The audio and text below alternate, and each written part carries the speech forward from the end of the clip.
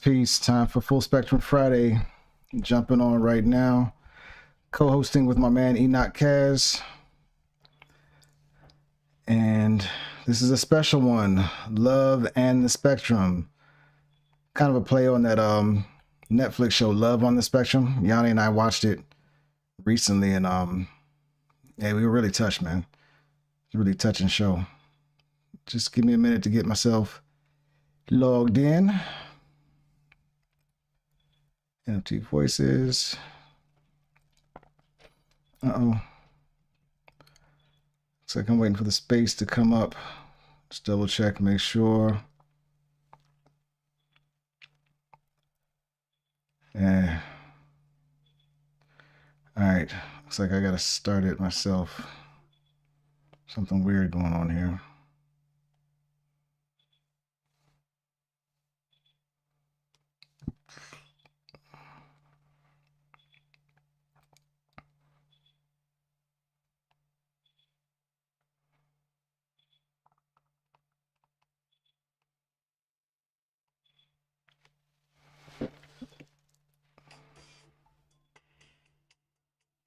All right. Hey, what up, man? Peace. Ain't seen you in a minute, man. How you doing, bro? Get ready to do one of my Twitter spaces. Hope you been well, man. Hope you checking out. You still doing your thing on the drums. Hope you've been into making beats, man. I want to hear something if you're making any, man. Hear some of what you're doing. I still want to sample some of your drums too, bro. Pardon me about to plug in the mic.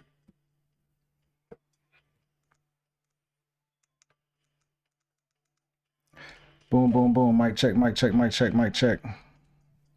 Check, check, check.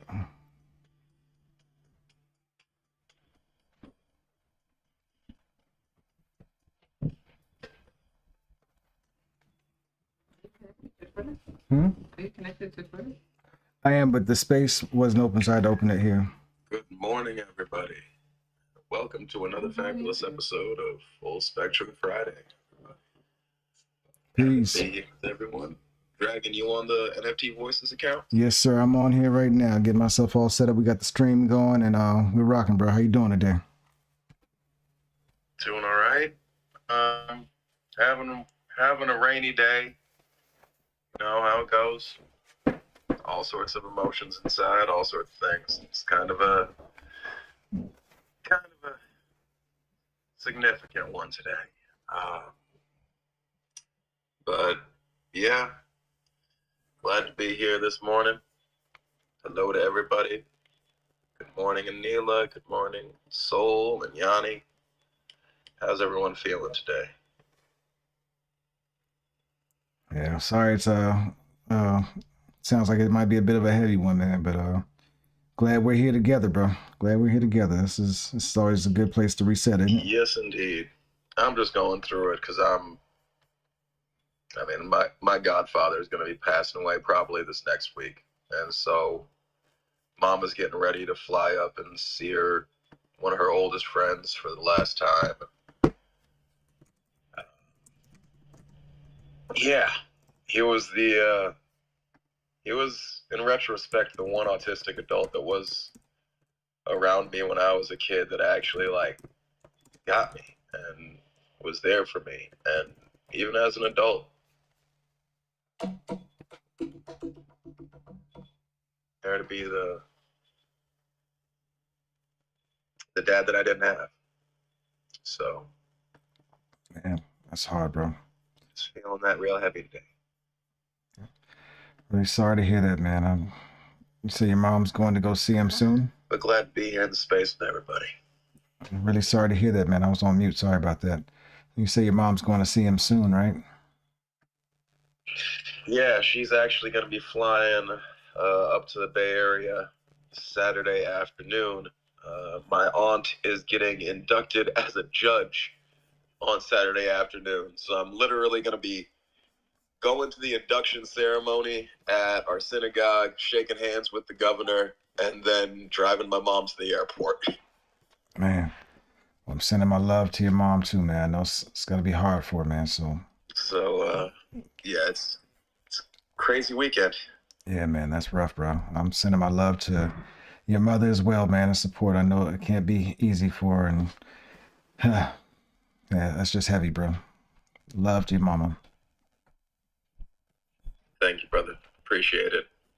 We got a little bit of echo coming through when you're on the mic. I think you might be splitting through 2 receivers. Okay, thanks for that. I'm going to work on that, and I'm going to stay quiet for a minute and let you go ahead and get rolling. All good. Solid. So good morning again, everybody. This is Full Spectrum Friday.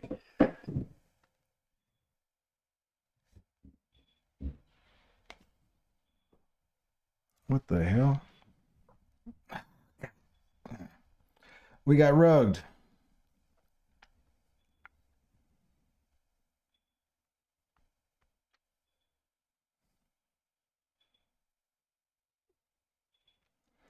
Rugged. I don't know if you know about Twitter, but being rugged is when your space gets abruptly shut down on Twitter. Looks like I have a feeling that our partner JD probably went to start the space after it was already started and shut it down. So we'll get it back up. Yeah, good old technology, right? What up, Slick? Peace. Good afternoon. How you doing? So I'm gonna work through this real quick. Just bear with me.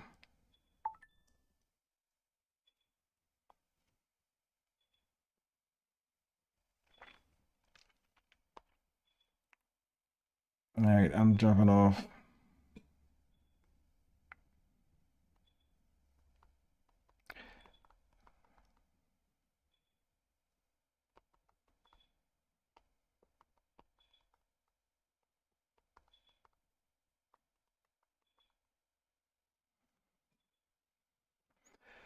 Good thing is this lets me get on through my account.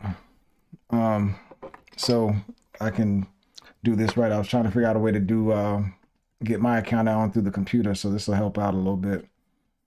And let's make sure the stream is good. Let's go ahead and get the stream pointed to that window.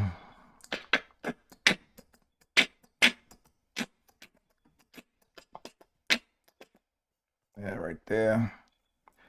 All right, space is coming up. Let's go ahead and put your man back in there.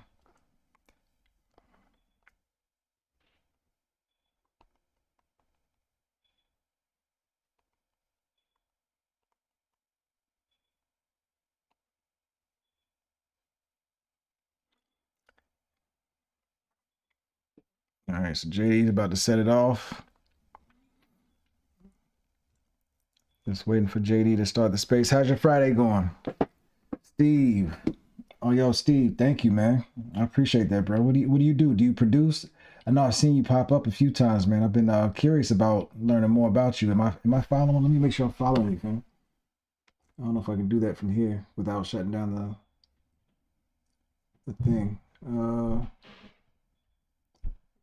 I feel like I'm following you.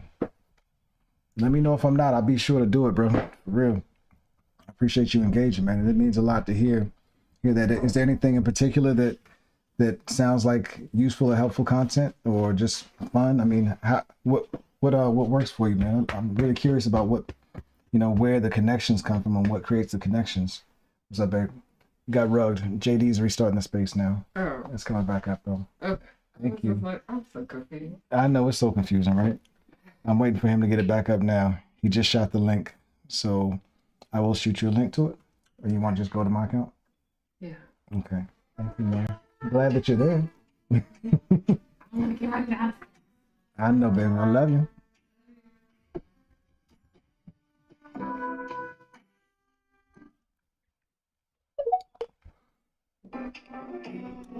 What's up, JD? Good morning. Good morning. Happy Friday. What's going on, man? Happy Friday to you, man. The wonderful world of Twitter and all this beautiful tech, huh? Likewise. There's a little bump in the ride, but that's usually what happens on Fridays, Yeah. Get the show rolling. It's the beauty of Twitter, man. We gonna blame it on Elon like everybody else does, right? Right? Yeah. I better not say it out loud. We might catch a bad one. No. We're good now. Cool, Let's man. get this. Yeah, we absolutely gonna get it, man. Hey, I want to say thank you again for your words on gratitude a couple weeks ago, mental maintenance, man. That really meant a lot. We're not doing the space tomorrow, but it really meant a lot. Your words, man. I've been really pushing and trying to live by those and incorporate those words into what I'm doing and how I live, bro. And I think it's working, man. So thank you. What up, Enoch? We letting you back up now, bro.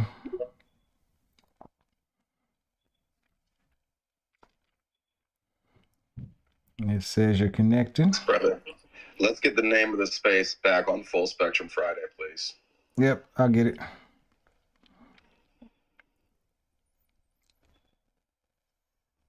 Work on that right now.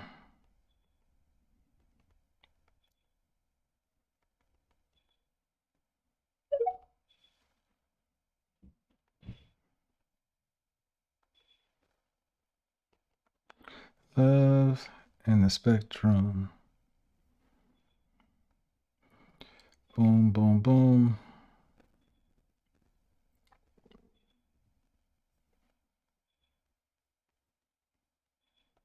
Boom. It should be renamed. I just tried it. I don't know. Did it change for you guys? Yep. There we go. Cool. I'm seeing the right name now. Yeah, it took a minute to reflect. All right, so we're gonna wait till everybody else gets up in here. I'm gonna try and get you in as a co-host too. I see your speaker right now, right? Yep.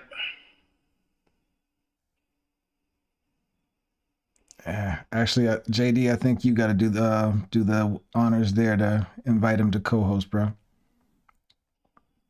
Got it. Appreciate you.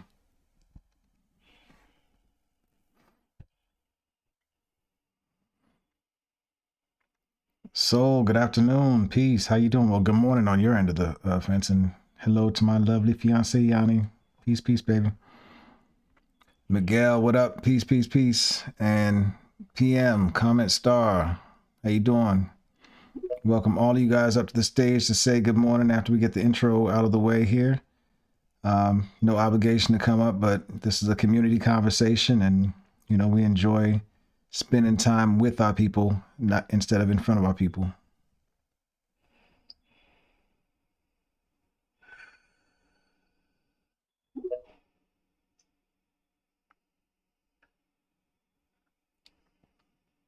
Yes, indeed. Just getting some of these notifications out. That's cool. I'm going to do the same here. Anybody that's in the space. So once again, go ahead. Welcome to Full Spectrum Friday. The first.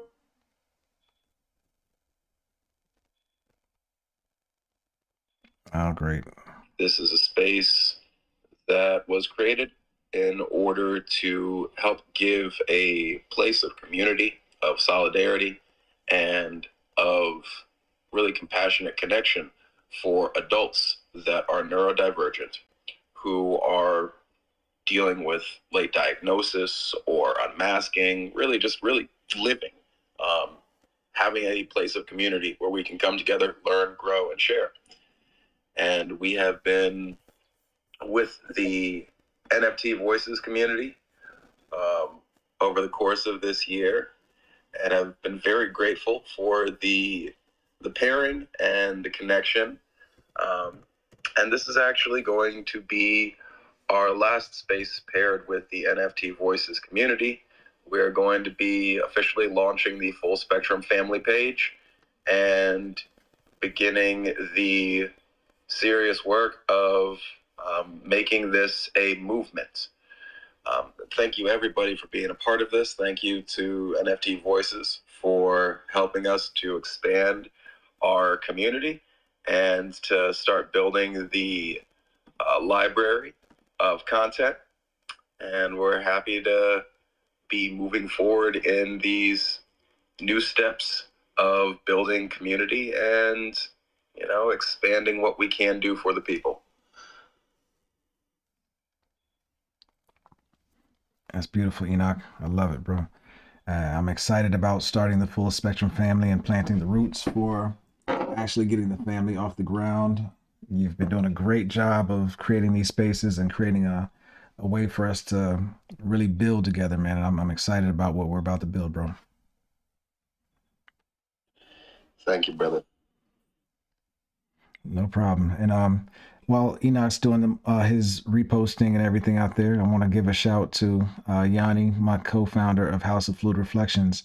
We're supporting this movement, and we, as the founders of Fund the Founders as well, we started a crowdfund today. I want to announce that to everybody, so you guys can learn about the crowdfund, learn about how we're just learning that we are likely autistic ourselves, and how we are now able to, with that information, begin to pivot and do the things that we struggled so much to do as we've been building our business.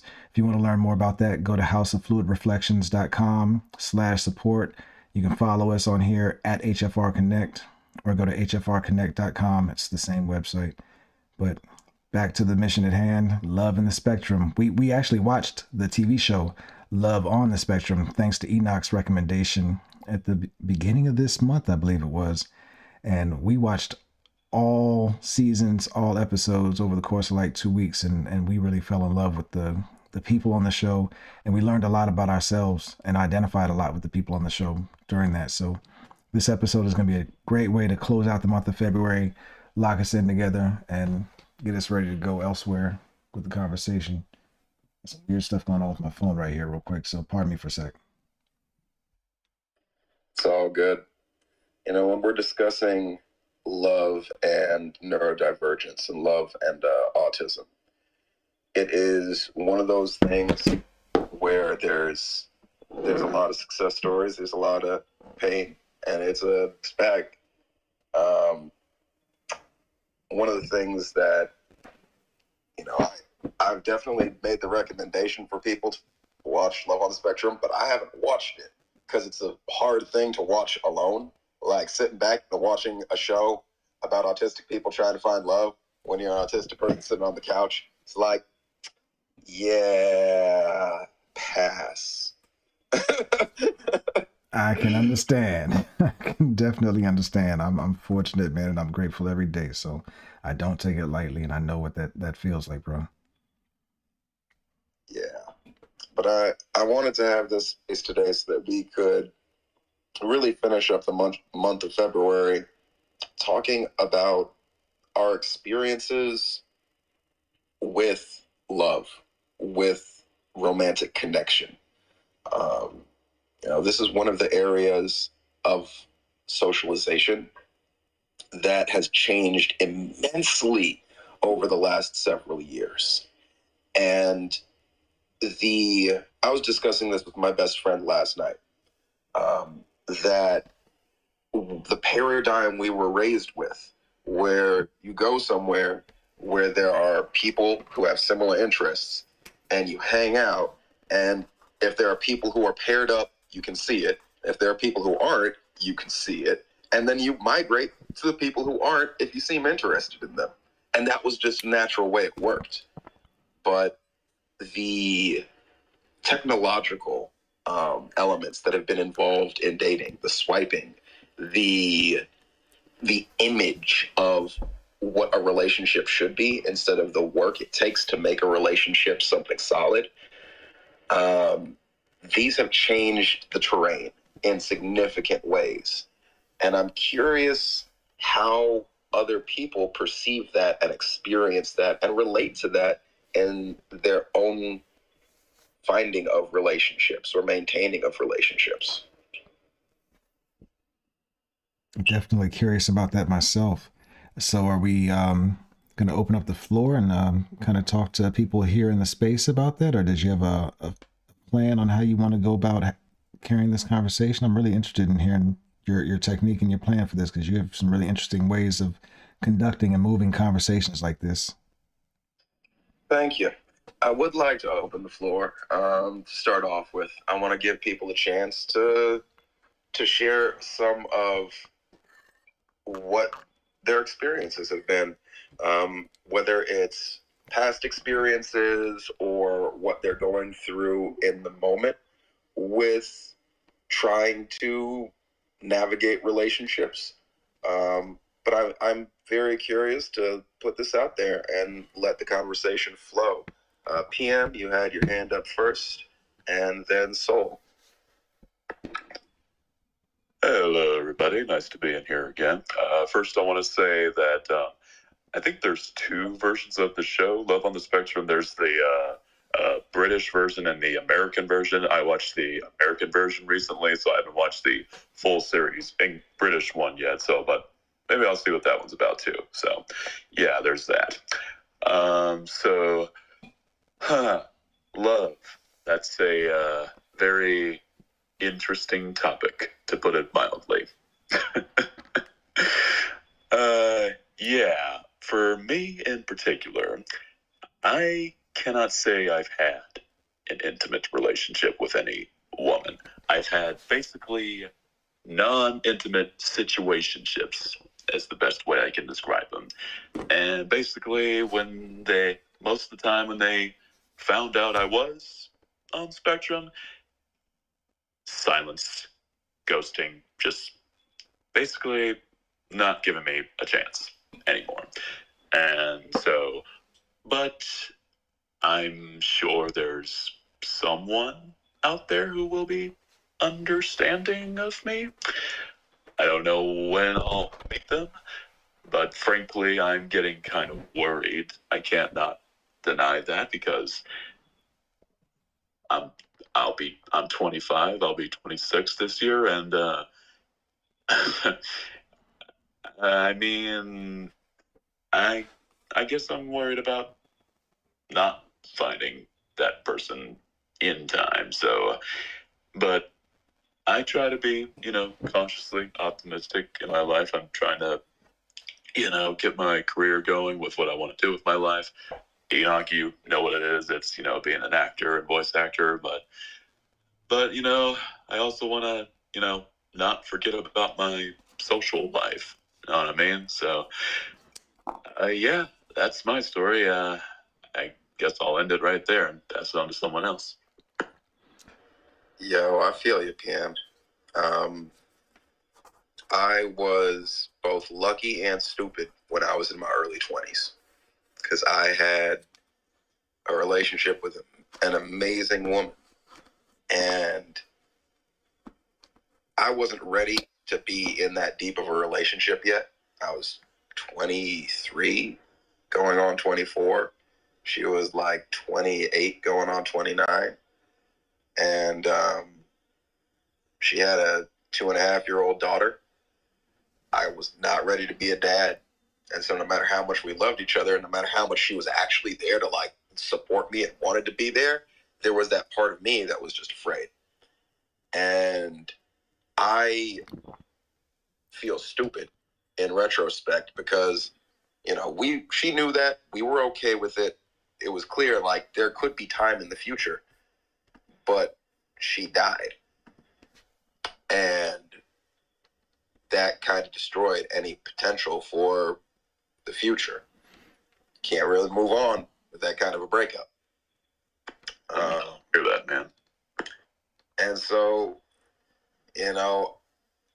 I'll tell you right now, there's people who will vibe with you. There's women who will see you and connect with you.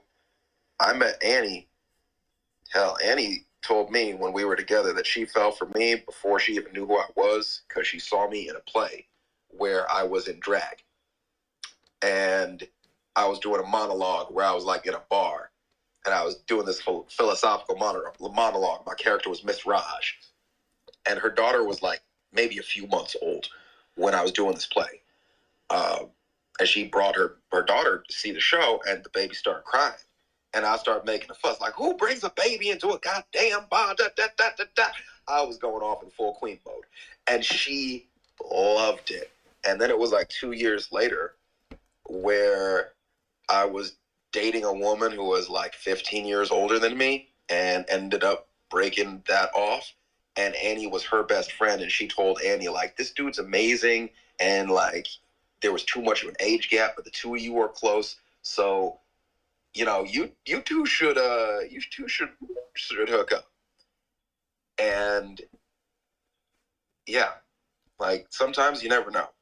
Like it might be that situational relationship where you're just shining your light and being a great person, and it doesn't happen to work out, but that person, that woman might be like, you know what?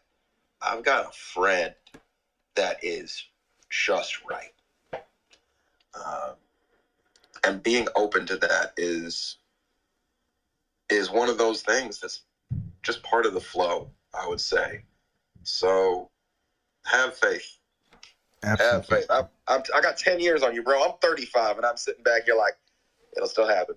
It'll happen. It's not too late.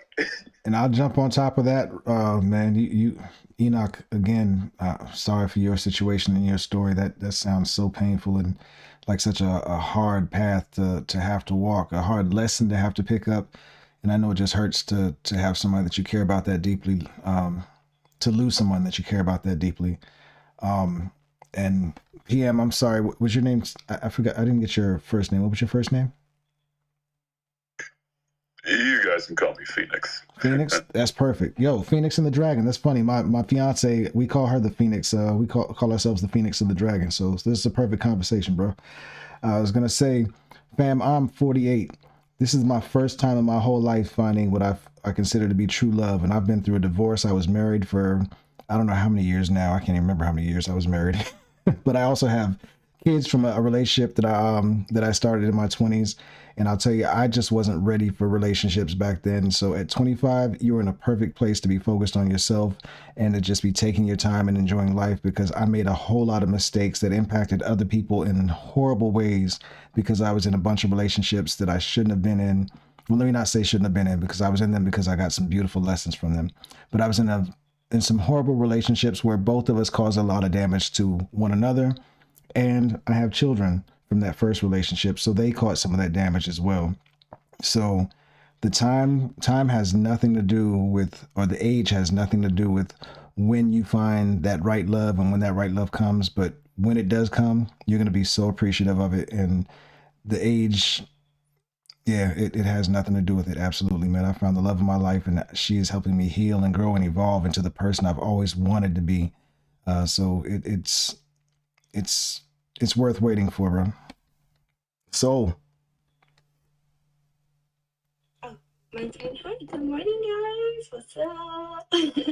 I'm having a good morning, I guess. I feel like I haven't tuned in to my morning yet. A lot of messages. Oh my goodness. A lot of it will be unloading throughout the years. I'm not in no rush of telling you guys the fascinating things that happen to my brain in the morning.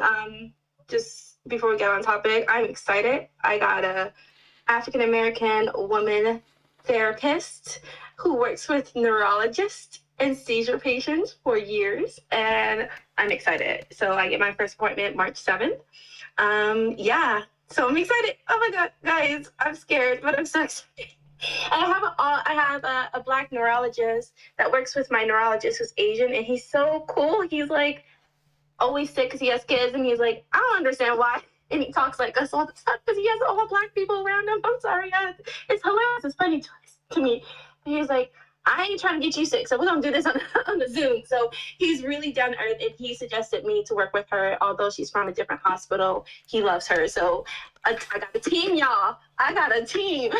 So I'm excited for that. Now to the questions. I wrote an entire note for myself, and as I'm speaking, it's just now unfolding.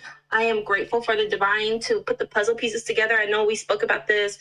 I think we spoke about this space or a different space. No, it was a different space, talking about how my life is all over the place, but the puzzles are coming together. It may not start at the edges. It's starting in the middle, but I'm starting to see a picture. That being said, to answer your question about my love life, to everybody's surprise, I only had 3 relationships, 3 boyfriends in my entire life. One at 15, one at 25, 22, and then another at 25. There we go. And they all lasted 3 years, the divine 3-year mark. And I realized the pattern of I always get I get a lot of people who are attracted to me that are younger. I don't know if that's a full effect to the relationship, but I do see a pattern there. In a sense of I don't mind it, but they're always in a stage where I become the nurturer. They always have the damage of their mother, and I have my damage from my mother. So it's not that like, oh, I was here to step in. No, we just had similar traumas. And I realized in my relationship is very hard. Before my relationship, any of my relationships, I just like the person. We are our heads are hitting each other like two rams just hitting each other. I have Aries moon, so it's like, yo, and a lot of these signs are air signs and things of those sorts, and a little bit more of a challenge to my brain. And so we disliked each other at first. Even the father of my kids, we were best friends because we disliked each other, and I showed him my real me. So they all saw me unmasked. I didn't necessarily like who I was unmasked because I was always very feisty, jokey, like just ready to fight people, but fun and like loving at the same time. And it was just a younger version of who I am now. Like I'm really feisty now, but it's just like really subsided. I'm not like jumping off of buildings and stuff like that. So that being said, I realized as you guys were talking that once I got the relationship, I put the mask on. And because in my family, I had to fight for my love, I thought the only type of love you can feel is if you fight for it first. So, and the people I ended up with always told me, like, you changed once we got together. And I was like, no. And they're like, yes, you did. And I was like, what? I became more loving? And they're like, no, you became, like, always ready to fight. But sitting back now that I'm turning 33 within 4 days, is it 4 days? 3 days? I'm thinking that I put that mask on because I learned in a family, you must put the mask on, find out what they like, curate yourself, your personality to what they like, and then try your best to earn their love. But I didn't realize I already had a love there because they were my best friends, all of them. Every last one of them were my best friends. And once we got in a relationship, I thought I had to make chaos to create a ground zero so I can fight for a love that looks like me fighting for love in my family. And I'm not saying my family was like loveless. They just didn't know what love was at the moment for them. So definitely realizing and sitting back like, yo, I was always creating chaos so I can be able to fight for the love that I thought I deserved, and not traveled out of relationships. If I wasn't finding someone who was in a fighting mode in their own life, then I would create the fight within the relationship so we can have something to grow with and heal from the fight. Does that make sense? So I'm creating chaos just because I need to understand that I earned this love and that love is actually just given. So I don't understand relationships because what are we doing? You know, if we're not fighting for love, what are we doing together? And because I had an age difference, we weren't building anything together. They were getting themselves up to a place where we can build together. So I never thought of like, oh, maybe we should be building. And once I start looking to date to build, nobody wants to build. Everybody's like in their trauma still. And I'm like, but I'm not doing that anymore. I'm not helping people anymore. So I'm kind of in the singlehood now voluntarily because I don't know what to do in a relationship if I'm not building. So that's my little long story. I'm sure we have more later, but I'm leaving it right there. I love it, Soul. And there's so much of what you were just saying that, you know, is really part of the trauma bonding cycle.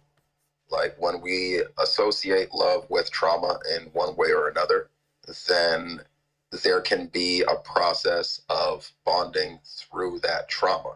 And if there is a lack of trauma in the relationship, then the relationship itself comes into question.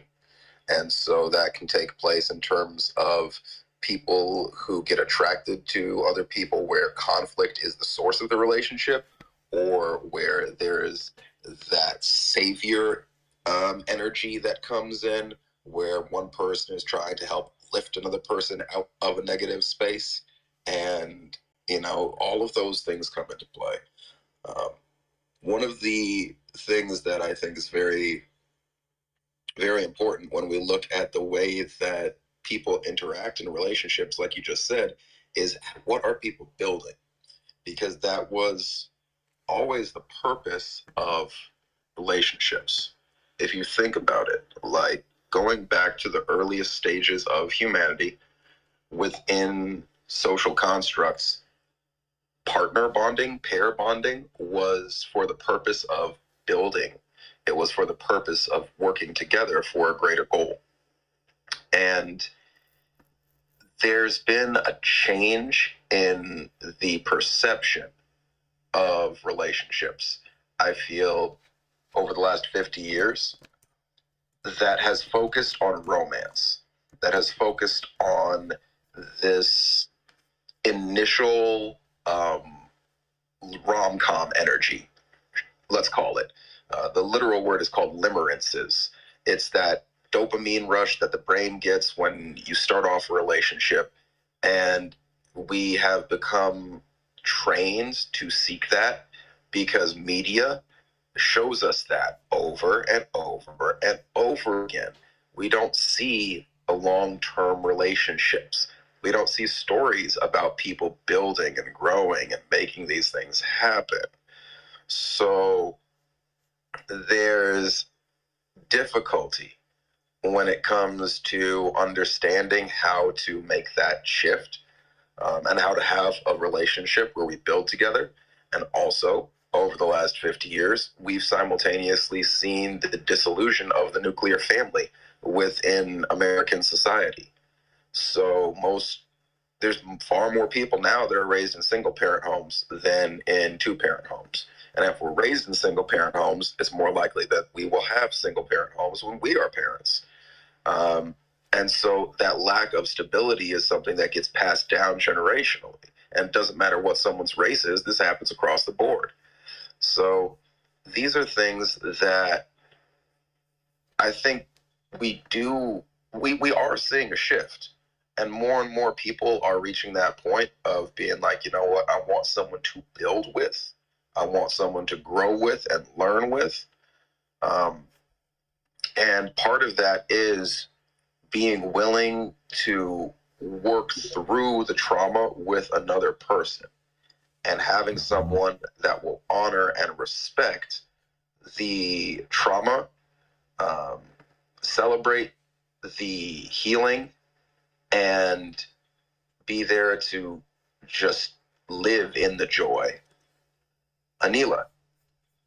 Anila, I see you've been having a lot of issues. I keep trying to bring you on, and you had your hand up for a second.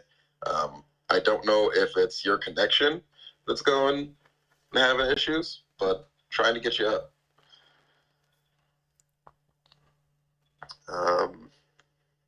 Yeah. Love is one of those tricky things. Dragon, what's happening? Yeah, I was just gonna say, Soul, I love hearing your story and love the outlook and the perspective that you have on the story, because I could definitely be taken as rough and a hard path, but you're finding the jewels and the gems in the path. And I'm so happy that you've been able to find those. That was really hard for me to find the jewels and gems in my path. But once I was able to find them and be grateful for them, even the hard parts and the painful parts and the heartbreak and, just the clumsiness that I had while I was conducting my different relationships, looking back on every bit of it, it all contributed to me being ready and prepared for this one that I have right now. And I couldn't be more grateful, more appreciative, and more grateful. I know you have something else to add there, Sol? Dr. Anila can go first. Did she come up? Oh no, she went back down. No, definitely. Now that I'm on my journey, getting unmasked and understand that I am on the spectrum, I think the confusion, and we can simmer on this throughout the conversation, but does anybody feel like how would you unite yourself with someone else when you can't understand life yourself, what you're building here? And like everything to me feels very linear for my own survival. And it sucks because I don't understand linear. And so I kind of draw myself into people who understands the systems, but then they're so rigid on the systems, and then it makes me unattracted to them. So it's like person on the spectrum who does not understand linear. I need someone who is more soft with their approach on linear, because I either get the very, well, you need to do this, and I'm not going to help you. I give you this, but you need to do this, and then if you do this, and then I can help you. And I'm like, they're like teachers, and I'm like, I need a softer approach where it's like we're combining my mystical creativeness that goes a little bit all over the place, and can you help me put the pieces together, or do you see what I'm building that I can't see? So it's a very, I think I'm looking for my sister now that I'm speaking out loud. Like, I'm looking for someone who's like my sister. It's funny because she dated someone who's just like me. But it's just like, I can go on for that scientific proof of why people date people in their family that's similar, blah, blah, blah. That's a whole another conversation. That's beautiful. That's weird at the same time. But yeah, I'm like, it's exhausting. And so sometimes I just want to be by myself, but I'm a very loving individual. I don't know how much TMI I can bring to this space. It is recorded, but it's just like, I understand partnership and how I will have a more long-lasting life with someone. A lot of people say men will have a long-lasting life with a woman. I think my position as a woman, I know that a partnership will allow me not only physically be long-lasting in the sense of like, I can stand on this world, but mentally and spiritually and emotionally, I think it's something I need in a duality kind of sense, because I am yin or yang, whatever it is, and he is yang or yin. Anyways, be quiet now. Did Dr. Neela come back up? Oh, okay. Let me step off stage so somebody else can speak.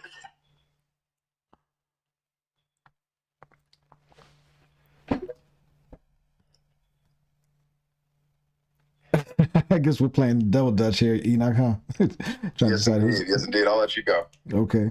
Nah, so yeah, I don't even know where to go. I think you kind of got me frozen and stuck in that, to be honest.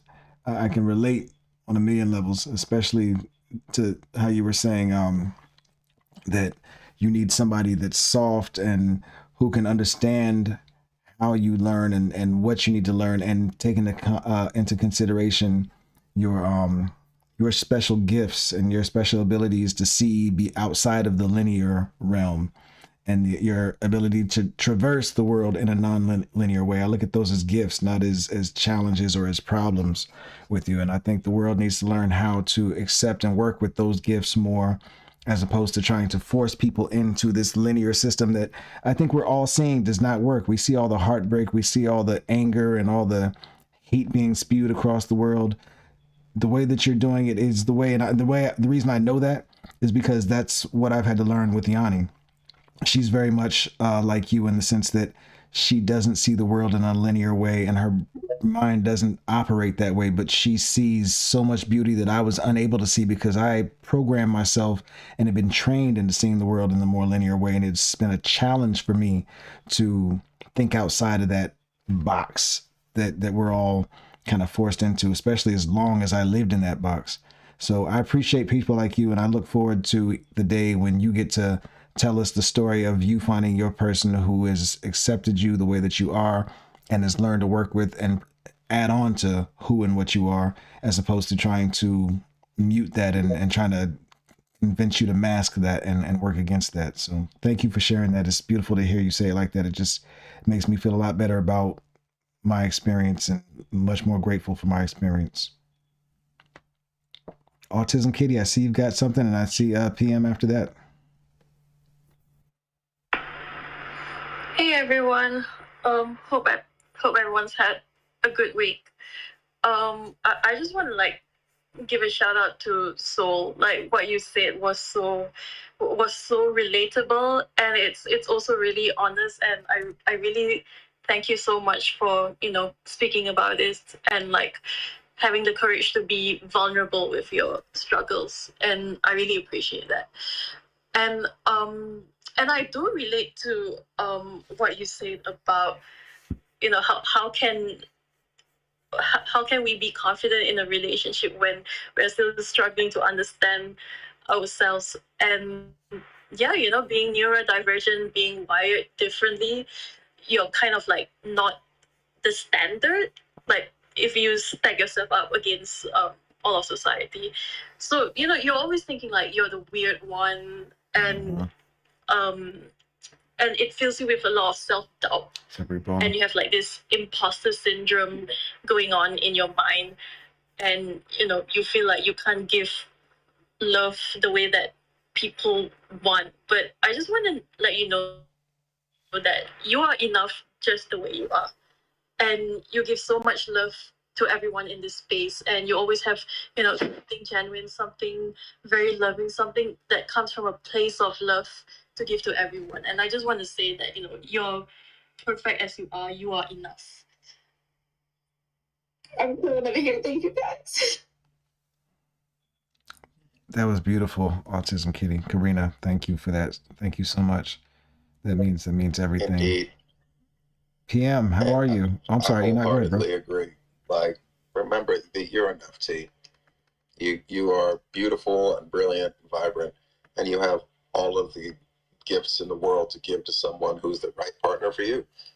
And that person is going to come to you in the time and the moment that is right.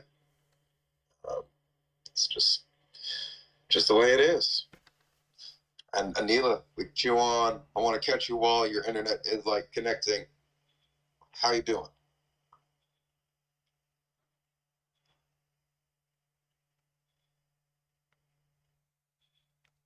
Oh, man. That hurts. Yeah. Yep. Internet is, you know, we're waiting on that global Starlink. We're still not quite yet there. But next, I know you had a hand up. What's happening, brother? Yeah, I just wanted to throw in my 2 cents and say that life is not linear. Life is a roller coaster. We have ups and downs and ups and downs and so on and so forth. And so, from my perspective, I'd just be cool with someone who's, you know, with me in my ups and downs, because we all have ups and downs. Nobody is perfect. Humanity is not perfect. Perfection is fantasy. I stand by those words. And if I'm famous later, I'm going to use those words. Perfection is fantasy. Thank you for coming to my TED Talk. I love it. Yeah, the ups and downs are the ride. Like, having someone that can be there for the journey is super important.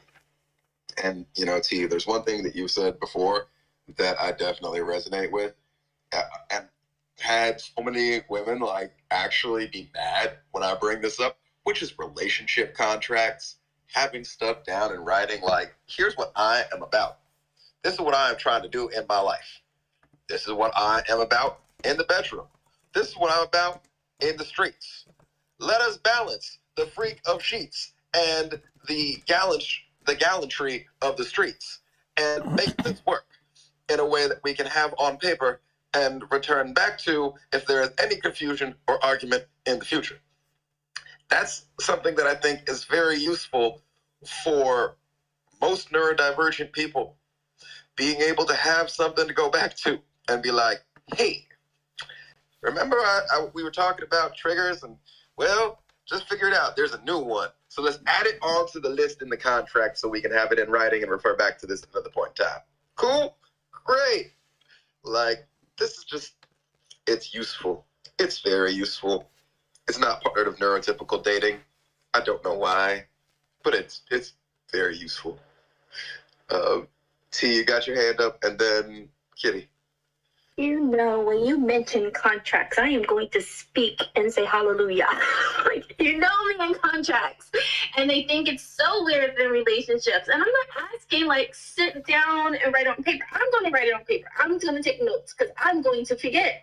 But if you have the ability to remember that these are not attacks and this is just what we talked about at the beginning of the relationship, and I will work through, and you can give me a progress report at the end of the day, and say at the end of like 5 months to say, oh, that's no longer a challenge for you. Because literally with my ex, the father of my kids, he goes, well, in the beginning you told, and he had a great memory. In the beginning you told me this. I said, yeah, I'm growing from that. And I illustrate that I'm growing from that from each argument. And I would go back to that, but he'll hold it over me all the time. And I'm not saying contracts are solidifying consistency in a sense of this is how I'm going to be forever. I want people to understand we're growing beings, and the contract, that's why I always talk about renewal contracts, but then I'm not romantic enough if I start talking about that. A little thing about me, I'm pansexual, so gender doesn't really matter to me. I do see myself married to a Black man in the future, but I'm very much pansexual. So when I'm fluid in my sexuality, I really do believe, and it's not even that. Like, even heterosexual individuals know that there's fluidity and growth in a relationship, and you must grow with each versions of another person as you grow with your versions of self. So yeah, contracts are huge for me. I do take a masculine role. I know that is a situation I need to sit with my divine self and understand which one I want to project. But because I'm so fluid with my sexuality, and with women, I do become more masculine, and I carry that on to very fluid men who are heterosexual but very fluid. It's confusing for them in their position. So with contracts, I can understand, like, what do you want me to do? Because I can wait 20 days. It's like my 20-minute download, like in a conversation, it takes me 20 minutes to understand what's going on. I can wait 20 days to see where my position is, but because they're so fluid and free with their gender roles, I couldn't understand it. At the time, being a fluid individual doing binary thinking is very, very, it's living in hell. It's literally not knowing that, oh yeah, my fluidity coexists with very rigid black and white. That doesn't make sense. And as an adult, I can sit back and go, oh, okay, that doesn't make sense. But then I get with very fluid individuals who are want to present them as masculine to their familiars and to their friends. And so now I'm a threat to their coexistence with other men. So I'm talking about more Black men, knowing that they are with a fluid individual and she might release that. I never release that. I never tell people, I don't do all that, but that becomes a threat for them, their freedom at home and taking me out. And that's another thing. I was with toxic people who did not want to link themselves with me because I was so, that's hurtful. I'm just realizing that. A lot of fluid individuals that were with me would not broadcast who they were with. First, they would say, okay, I was with a Crip who was like, we got to keep this low key so they don't come after you. I'm very protective, so I understand that part. But the other ones, I started to unfold to me that their connection with me opens up their fluidity to the world, and I think that's what's going on. And I'm not saying fluid like they're jumping around different, men and women. There, a lot of heterosexual men have fluidity in them. I'm sure y'all know this, but fluidity in them, and they're wanting to explore different things, not just sexually, but also like their mindsets. They're nurturing, they're cuddling underneath you. Some of them want to be really hard. So anyways, I'm back on the soapbox. I'm unloading so many things in my head, like, dang, my relationships are horrible. And I'm making it make sense in my head, but it's very triggering. So I don't know where I was going with that, but contracts, yes, contracts. I'm with that. Anyways, next person. Thank you, T, for dropping so many of those seed bombs on everybody and sharing so much. We're going to pass the mic to Kitty, and then we're going to give it to the Gap Das. Welcome to the space. Let me get this exact here. Trying to see what the acronym is for, but welcome here. We'll give you a second on the mic, and then Phoenix. So yes, Kitty, mic is yours. Right. So, Enoch, so it's funny that you mentioned written contracts because, okay, so I'm in a relationship with a man who's ADHD, autistic, and bipolar. So he's also neurodivergent, just like me. So, okay, so we have this written system about our relationship. We actually have like a shared Google folder, a G Drive folder, and we have like many G docs of like really weird aspects of our relationships. But hear me out first. We have like a record of like our arguments and like postmortem notes of our arguments. We have like a record of like where we are at in life right now, what our priorities are right now, and like how we could match each other's priorities and complement each other's needs. And also like we have like food allergies, special days, important days, and special interests, hobbies, like favorite movies. Like we actually have like a whole folder of this, like just information about each other in a relationship. So it's not really a contract, but it's like a record keeping folder about our relationship. And this is so, the thing is, when I speak to like my neurotypical friends, they think this is super weird because neurotypical people, they would like post milestones, pictures of themselves together on social media, they'll broadcast it, but we keep our relationship really, really private. Like for some reason we're both not really comfortable with like broadcasting too much details of our life, but we have like very, very detailed accounts of our relationship in a G Drive folder that we share with one another, and we can just like add, comment, anything. And it's really interesting because like when it comes to milestones, we don't really post on social media, but we have this really strange document with like tables and dates and tags and like notes and like pictures. So it's interesting that you mentioned having that written contract, because I thought we were so weird for doing this.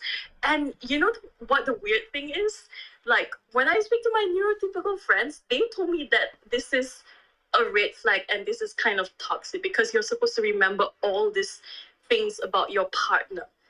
And I'm like, there's so many things to know about a whole ass human being. Like you can't possibly remember every single detail. Like I need that G Drive folder. Like it has helped me so much with like maintaining peace, balance, and harmony in our relationship, so that we, because we are ADHD and we keep forgetting like, different arguments and stuff. So it's always good to have like something written down to refer back to so that you don't fall into like the same destructive patterns.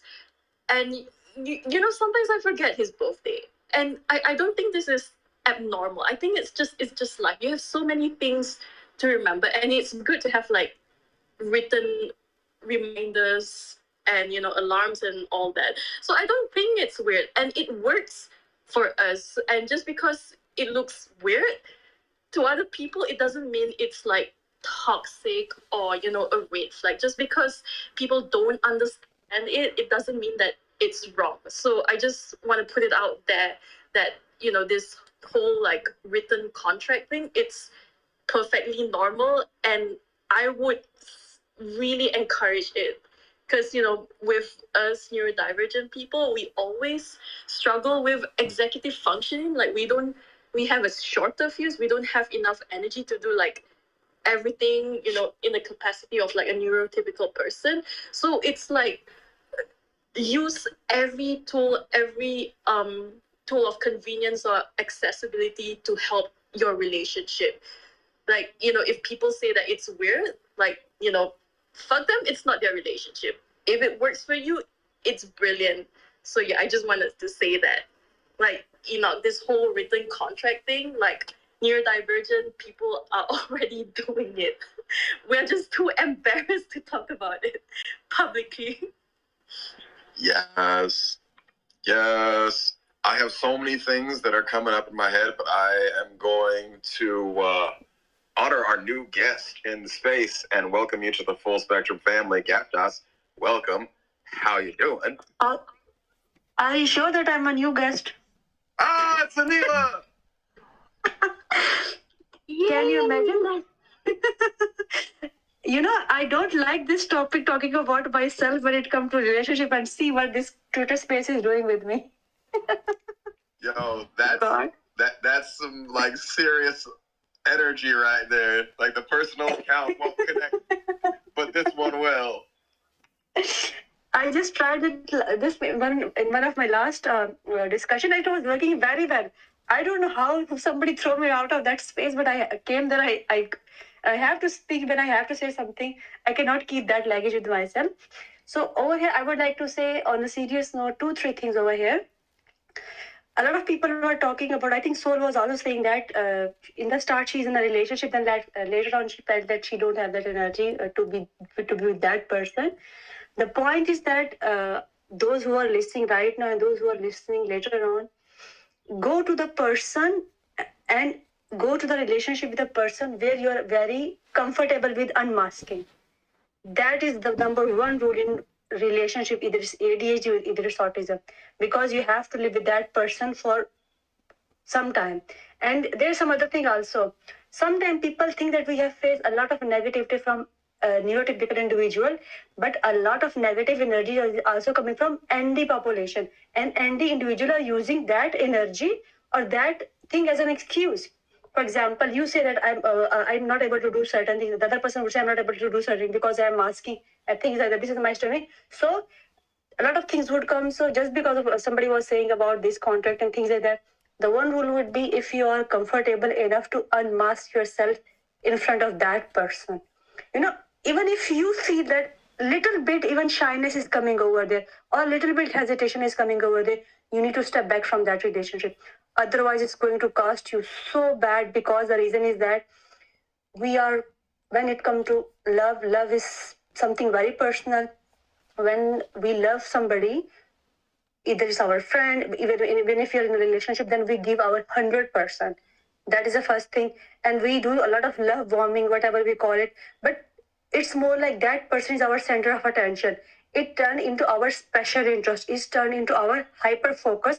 And that is the point where we get deep into that thing. So the moment you get this idea that some red flag is coming, please step back from that thing. The moment you get this, because why am I saying, because I'm working with a lot of, I'm also, you could say, okay, I'm a neurodivergent person, but the point is that I am working with a lot of neurodivergent person who might be autistic or ADHD. Let me tell you something. Let me give one a recent experience. I tell a girl that you have this kind of a condition, and the reason was that because it was a kind of a medical emergency, and she did not ask me that question from me.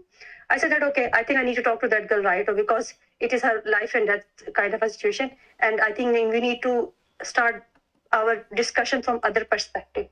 She just rarely mentioned this thing to the person she's talking to, that person, and that person abruptly said, "Oh, do you know what does that mean? You're not going to get this. You're not going to get this. You're not going to get it." I said her to just give me one point. Why he know that much about that?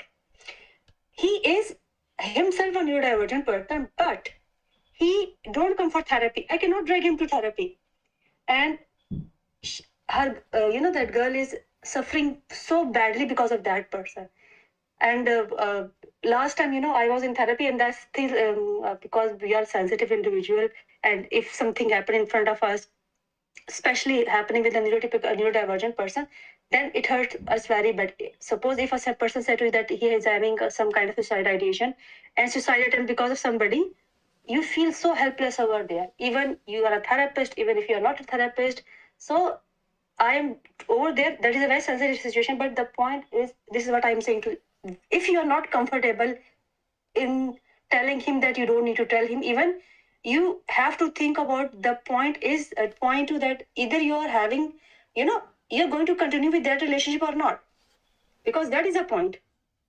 You will continue or not, because it is coming to your life. It is, it is taking over you the way that it is your life and that kind of a situation, and people don't understand this point. Those who are neurodivergent people, they are the suspect of becoming suspect, I would say, that in a abusive relationship because of so many reasons, because they cannot say no, because they don't they come under impression that people when people tell them that they love you, then you actually think that they mean that. So you cannot differentiate from flirting from the love, because you don't have sensor for that. The other person is playing with you, but you don't have sensor for that, and it would take some time to you, and at the end you are the one who is suffering from the most from that. But at the end, I would say that if you are not comfortable in unmasking in front of that person, just step back. Do not play with your life. Very true. Thank you. Yes. You know, when we're looking for authentic relationships, we have to be able to have a loving, authentic relationship with ourselves. And until we are at that point of being able to look in the mirror and love and accept all the parts of ourselves and know what is authentic to us, what is a native, genuine part of ourselves, and what is an invasive doubt or, you know, critique that's been put in by the world, we won't be able to find that person that can fully resonate with our own authentic vibration. That's a huge part of the unmasking process. And it's one of those steps where it is totally possible to find someone that you feel comfortable unmasking with as far as you know you can unmask. And then you get to another level and they don't feel comfortable, and that is going to mean that either the relationship has to end or they have to do some work, inner work themselves. But there's a constant balance because we're always growing, we're always developing. And the idea of the forever relationship is beautiful. It's not necessarily going to be accurate for every person, but being able to have that forever love, that respect, that compassion, that connection, that's something that is possible if we're able to honor each person's growth and sensitivities and how we navigate through these things. And in one word going back on contracts that I find very confusing, but very just like sort of a WTF when I look at it with humor. The majority of had no idea what a relationship contract was until they read 50 Shades of Grey. That's the first time that most people ever heard about a relationship contract. Because BDSM, that's the most prevalent point of relationship contracts in subculture. It was and still is. And one of the things that people don't think about when we look at the way that people engage in trauma bonding in relationships and this, you know, Beauty and the Beast savior energy, when most people look at that series, they're like, oh, there's some young girl getting out of college that gets picked up by a billionaire kinky dude, and it's a Beauty and the Beast story. Also a huge trauma story, because the main character, that's the male fantasy that made these 3 books the best-selling novels over the last decade. 1, 2, and 3 were the first, second, and best-selling novels in the United States. Actually, I think in the world over the 2010s. Let that sink in for a minute. And the main character is someone who was a foster child that was put into the foster system because his mother was a prostitute and he was exposed to her career. And then at 15 years old, began being sexually groomed by one of his parents' wealthy friends who helped him get his start in business and gave him a $500,000 loan, which led to him becoming a billionaire. So the fantasy that was put together that became the best-selling fantasy in the world and has shaped the way people look at relationships, trauma bonding, contracts, even the expansion of kink in popular culture is also deeply rooted in these archetypes of abuse and deception and manipulation of people that are in very much neurodivergent states, people that display neurodivergent traits. Like Christian Grey has lots of neurodivergent traits, but they get covered up because he's a white billionaire kinky man. And so no one looks at those in the book. Like these are just thoughts that I have understanding pop culture. And it's it goes into how we all in this day and age are responding to love. And what are the images? What are the stories? What are the fairy tales that we're actually connecting to in this moment that bring us to that connection with love and that understanding of love? We got lots of hands, so we're gonna go Soul, then Kitty, then Anila. Thank you. I just realized my son touches me when he's overstimulated to anchor himself, and now I'm feeling it. So he keeps touching me, and I'm like trying to scoot away. Yeah, sorry. That's where the nervous energy is now coming through my voice. So excuse that. I'm trying to get rid of it. Yeah. You know what my problem was when I was in a relationship is that I needed a script to follow since nobody was building with me, nor was I something to build with at the moment, if that makes sense. Like, I wasn't well gathered enough to say, hey, you want to build with me? So that wasn't the activity. The activity was any script we can find that was taught to us in the 90s, which was that's why people say, I want that 90s love. What love were you looking? And then they say Poetic Justice, which I never watched, and I knew the little girl who was in the movie. I dated her stepbrother, and we hung out. Shannon, she's really cool, and I never watched it, and she thought she loved me because I never watched the movie as a grown person. And it's not until last year that I watched it, and I was like, why do people like this? Oh, I'm not getting it. Like, I'm not getting it. And the 90s love, I was like, what kind of 90s love? Baby boy was the worst version. I don't get it. I don't get it. So when I was growing up, a lot of the scripted relationships that they were asking for was played on these shows that make no sense. And I grew up not watching quote unquote Black movies because of the trauma it held. And I understand why they were created. I understand what they bring to the world. And I understand what they bring to the to our stories, but it was just, to me, a bunch of trauma-filled things that I didn't want to experience as a child. So listening to these conversations, I'm wondering, are we able to coexist with neurotypical people in relationships? Because that's the most difficult. What, baby? Can we coexist in a relationship with neurotypical people? I'm curious on how Yanni and Dragon got together and got lucky enough to be with someone who is discovering their spectrum. Go ahead, baby. He's on this thing, Web3 thing. But yeah, I'm just curious. Can we be with neurotypical people? I don't know. And am I going to start unmasking people I'm with? Because I feel like 2 out of the 3 people I've dated was probably neurodivergent, but I don't want to go up to them like, you're neurodivergent, be with me. You don't understand yourself. It's like, at least a martyr me that was like, let me help you so we can coexist. I don't know. It's a lot of unfolding here, but my question to you guys, do you think we can be with neurotypical people? Ooh. I think we can have relationships with neurotypical people. I think it's natural. We're all human.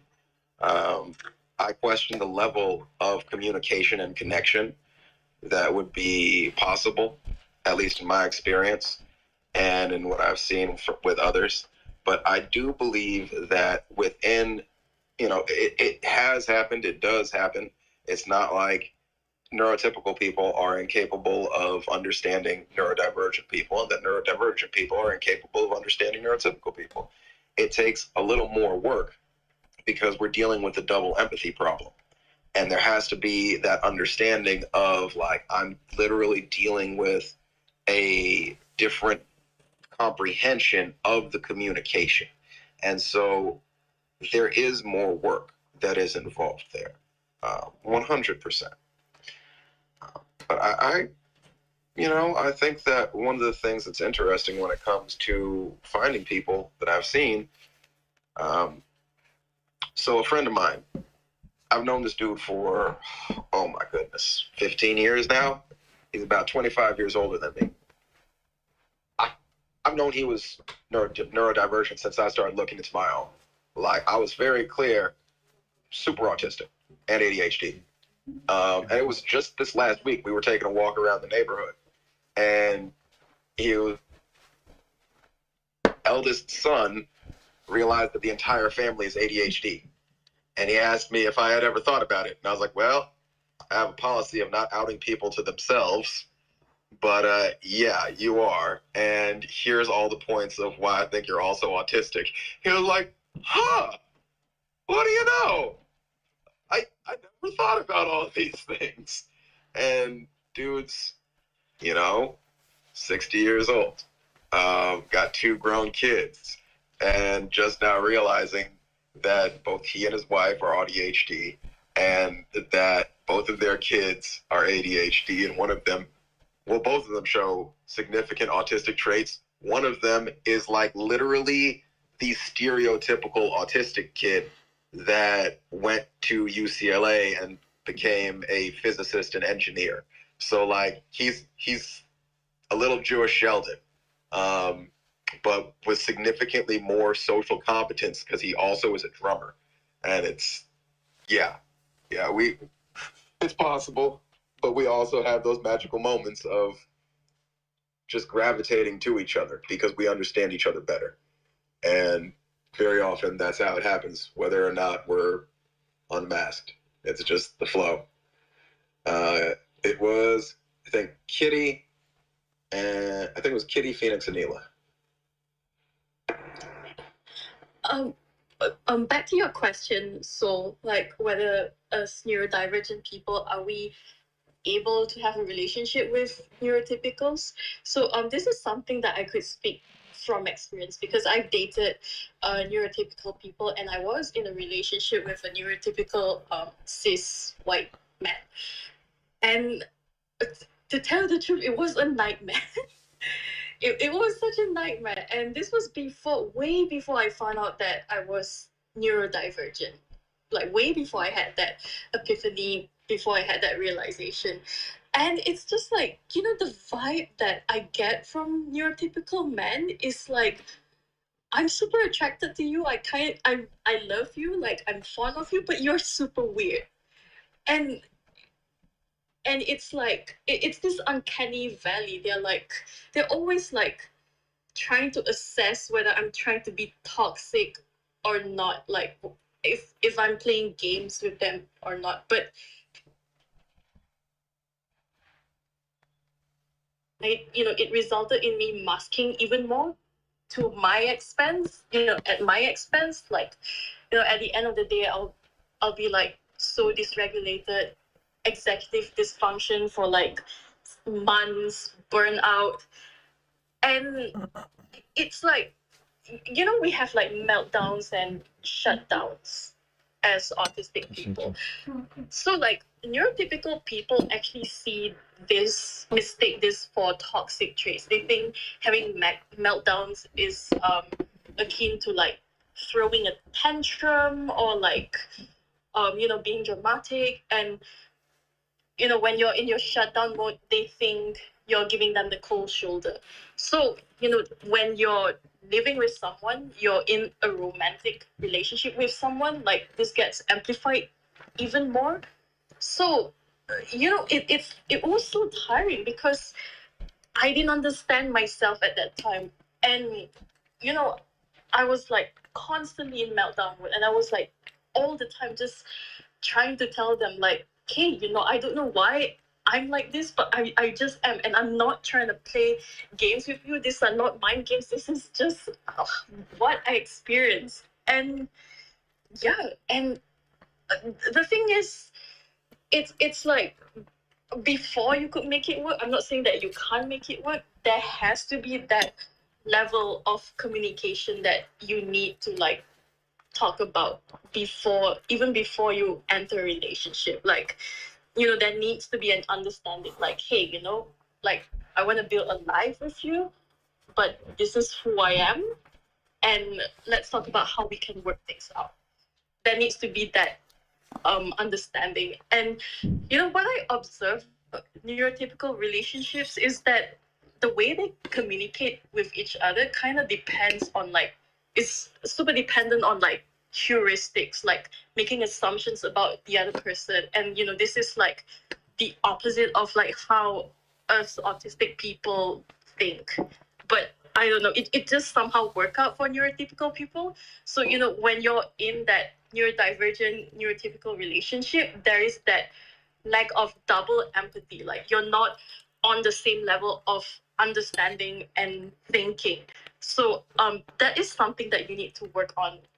Yeah, when like both parties, or more than two parties, if you're in a polyamorous relationship, if everyone is on the same level, only then you can have a successful relationship. And also, speaking from experience, I have a friend, my business partner, whom we are working on an NFT project. So he is neurotypical, and he recently got out of a relationship with a girl whom he just recently realized is neurodivergent. And when the relationship broke down, he had like the same thought process as like my former neurotypical partners had. He was like, oh, she's like always throwing a tantrum. She's always like, withdrawing completely from like my company. She's always like giving me the cold shoulder and all this stuff. And it was only when I explained like the idea of neurodivergence, neurotypes, how people are like wired differently. It was only then that he realized he had like a better understanding of like why she was acting that way. And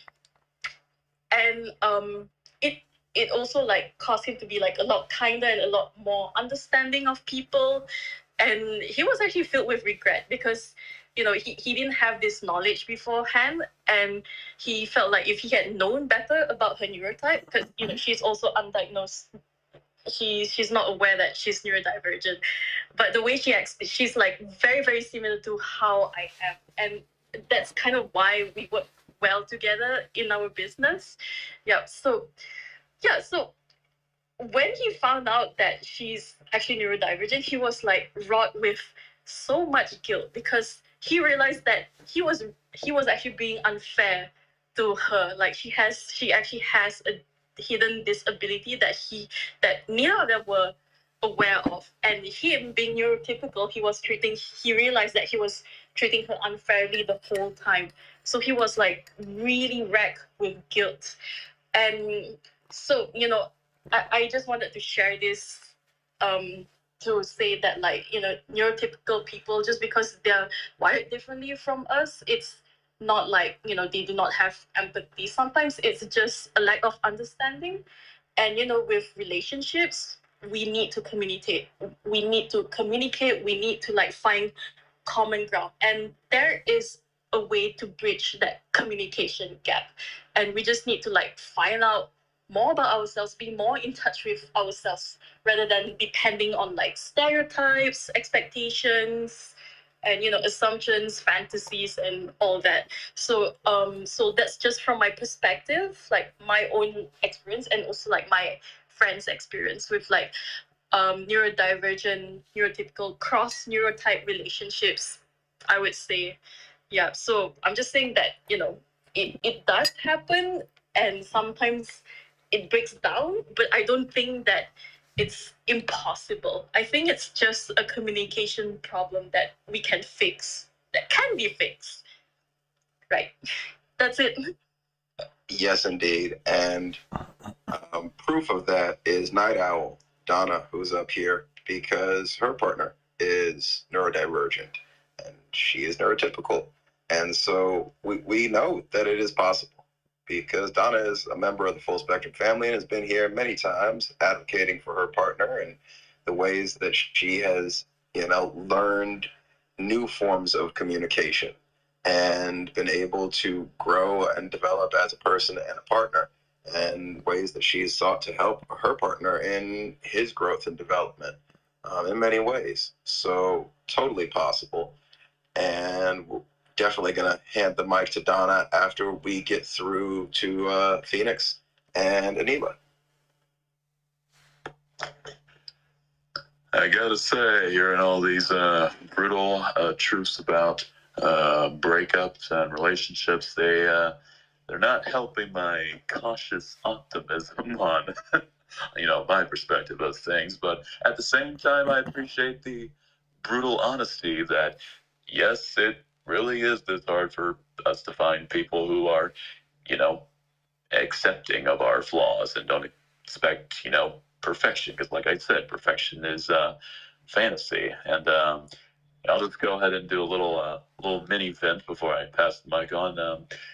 Yeah, eventually I do, despite this, I do keep, cautious optimism because, well, let me try and say this without being too crude. I'm tired of being quote unquote intimate with myself.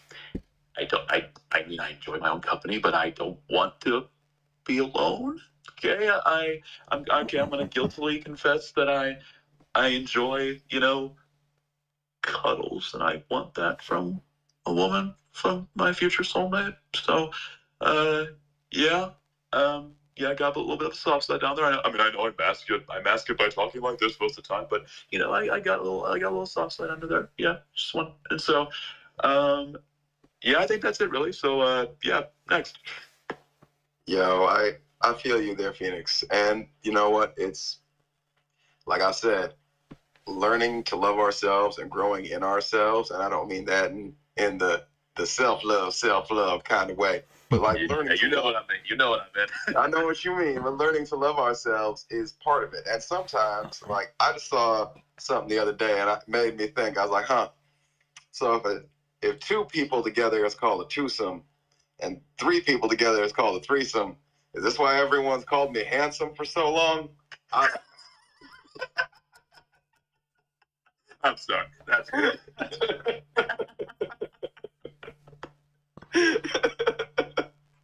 You might want to go ahead and get that one copywritten, bro. Go ahead and copyright that one. That wasn't me. I saw that one on a reel. I can't even take credit. That's classic. That's the reel. I'm going to pass it over to Anila and then Donna and Soul. Okay. I have one assumption not assumption, because it's an experience too. In country where I'm living, we are in Asian culture. And there are so many marriages who are, you could say, successful. Like they are not just having, even they all are living in one house, from like they have 4 or 5 children. There's 5 children are living in the same house and their grandchildren in the same house. So this cross assumption then and neurodivergent, neurotypical cannot go along with each other. So that's a clear distinction over here. And I was giving you an example of the people, like I am working with neurodivergent people, and they have neurodivergent partner too, and they're still facing problem. So if you think that you are going to you will have a successful relationship, that is also another assumption. The point was, like I was already telling, that neurodivergent people could be toxic too. They could take advantage of your stimming. They can take advantage of your special interest. They can take advantage of your empathy. So, and we are just giving them space. Like, oh yes, he's a neurodivergent person. Why don't give that space? And that is the point when we miss a lot of red flag. And like I was saying at the start, that either it is, if the partner is neurodivergent, neurotypical, you need to look for that. Where can you mask? Because at the end of the day, if we start, because what I'm seeing on the social media a lot, that they're trying to separate those things. You cannot do that. Human beings are very subjective being. When we see that every individual that is coming to us, who is autistic, who is ADHD, who is AUDHD, they all are different. When they cannot share same traits with each other, how can we say that they are good for each other? So we are just saying one thing that could go wrong by any mean, by any possible mean. So if we think that at the end that is your choice, that you are going to make, are you ready for the consequence? Because I have seen a lot of autistic people who know that relationship is brutal, who know that even if they are ADHD too, who know that is not working, but just because of that attachment problem, attachment anxiety, and there's another anxiety, but it's called separation anxiety. They're not able to get rid of that person. So you need to be very, very, very careful when you're going for those relationships, when you're going for love, and when you're going to start for making up, because suppose, but somebody was saying about there, we cannot stay with neurotypical people. How much you are aware of how many people you have in your family who are neurodivergent. Like when you are in your home, there are neurotypical people too. In your classroom, there are neurotypical too. So you can coexist with them too. They were good with you. There are a lot of people who are good with you. So the point is, all neurotypical people cannot be bad. I would say they are not bad. They are bad, but they are not bad, all of them. But I will not even use a bad word. Like, it's the simple, different kind of, you could say, they think differently from us. And the other thing is that all neurotypical neurodivergent people are good with you. It's not good. That's not even possible for you. The point is that sometimes it is so subjective things that, for example, sometimes I would say something and a person would come and call me out, oh, you're ableist. A lot of people know me. Why would a neurodivergent person call me ableist when I don't even know the meaning of this true term maybe, but they don't agree to me, so they can toxic too.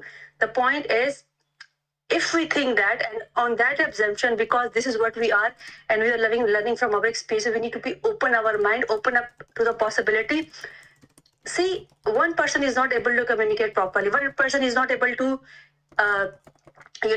communicate their, you could say, emotions. Other person is also not able to communicate their emotions. How they can work through that emotion? Like, that is a question with everyone. That is a point. How can you communicate? You're not able to communicate because, I was working with somebody and she said that my English is very bad. I cannot speak very good English. And I just said to her that it's not like that. You don't know how to communicate your expression. You don't know how to communicate your emotions because it is very difficult for you.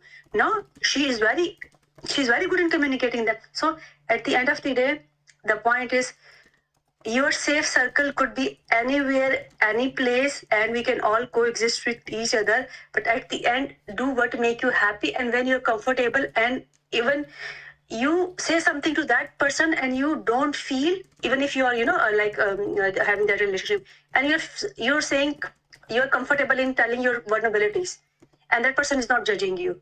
That is a safe space, and go for the safe place. Go find safe place first, then go for a relationship. Yes, indeed. Thank you, Anila, for all those good points. We can't get so wrapped up in identity and our connection with being neurodivergent that we don't pick up on red flags from other neurodivergent people, or that we discount the affection and the sincerity that comes from neurotypical people. This is one of the things that we see played out very often. And sorry, I'm cutting you, but the point is, our parents are neurotypical too. They are the one who love us the most. How can we deny this factor? So we cannot say it like that. We need to be very careful when we're talking about love and relationship. Oh yeah, like some people have neurotypical parents, some people have neurodivergent parents. Even though it's a political hotspot on many points, being a millennial, I did grow up with Harry Potter. And it is kind of thinking like the wizarding world and muggles. There's more muggles than there are wizards and witches, but it doesn't mean that there aren't wizards and witches that are born from muggles. And it doesn't mean that, there aren't people that have mixed blood. And it doesn't mean that people can't fall in love across lines and build meaningful lives together. That's just, part of being human. The issue comes in when there's blocks in communication, when identity or pain becomes more important than the love and the authenticity of communication in the relationship. So thank you for all of those wonderful points, Anila. Donna, you've been waiting patiently, and I'm waiting to hear what you got to throw in. Well, this conversation is really wonderful because, as a person, a neurotypical person who's in a relationship for over 25 years with a neurodivergent person, I can say it is possible. And what you just said is probably the most important thing. Communication, I think, is key. Laughter plays a really big part in it.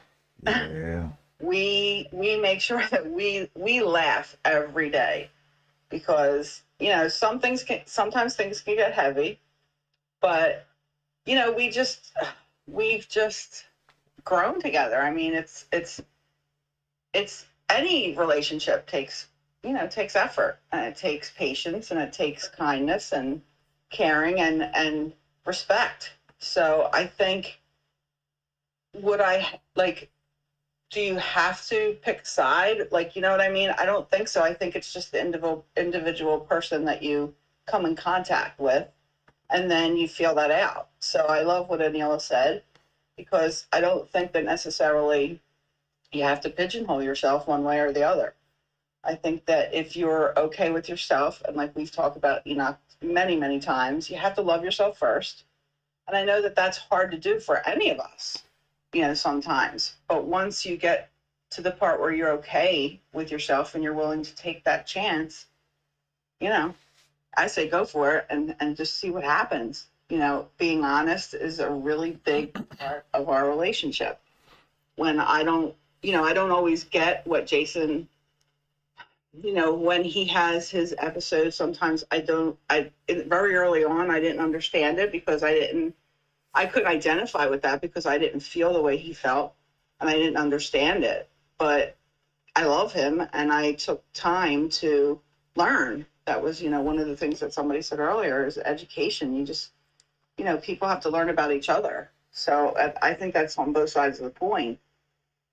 That's just I'm just here to tell you it is possible. And it can be very fulfilling. And there is hope for love anywhere. Yes. Thank you, Donna. Yes. I had a thought that popped into my head as you were speaking about expanding on branding, getting people to understand, autism is part of the world, and it's also fucking awesome.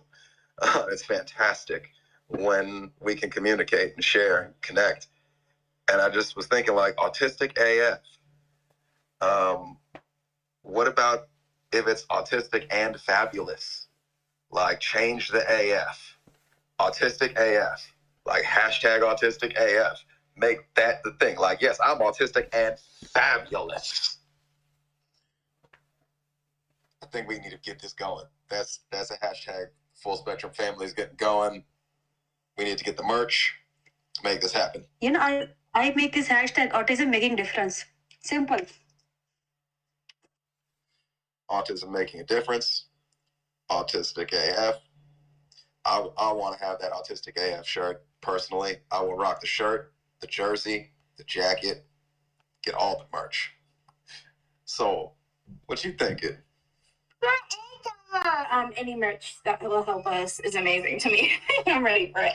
I love what Autistic Kitty said earlier, because you just unfolded my entire relationship with the father of my kids. He's a wonderful individual. Yes, go ahead and go in there. And I really thought them telling me who I was or what I was doing were just layers of who I was. And I was like, yeah, tantrums as a grown woman, that doesn't sound right. So I must be gaslighting or whatever they're telling me I am. So let me steer my way from that. And I knew my actions were pure and not all these things, because I was confused at the titles. I was literally confused. To this day, he still thinks I'm manipulative. But I just tell him, I just literally go with whoever comes to my mind first most of the time. And I apologize for that. I need a whole responsibility for that. But yeah, you really helped and healed that part of me, because I really thought that was just my personality. And I think I told Dragon and Enoch this, that I thought I was just I told Enoch this, that I thought I was just a mean person that was covering it up and with all this giddiness. But honestly, it was just pure confusion. So I thank you for that. Also, I've been with neurotypical people, I guess, thinking in my past, and a lot of them very kind to me, but they treated me like a pet. An item that was pretty to look at and see how giddy she can get at the museum. I'm just taking to the museum to watch you watch the museum things and not have intellectual conversations with me. You're so cute. What the fuck? I'm sorry for my language. Wait, I remember I'm a grown-ass woman, but why, how am I cute? And like when I spoke about my things, they were like, I don't know what you're saying, but I think it's so cute that you get so giddy and light up. And I'm like, what? Wait, I have to literally look down like, I'm not a child, right?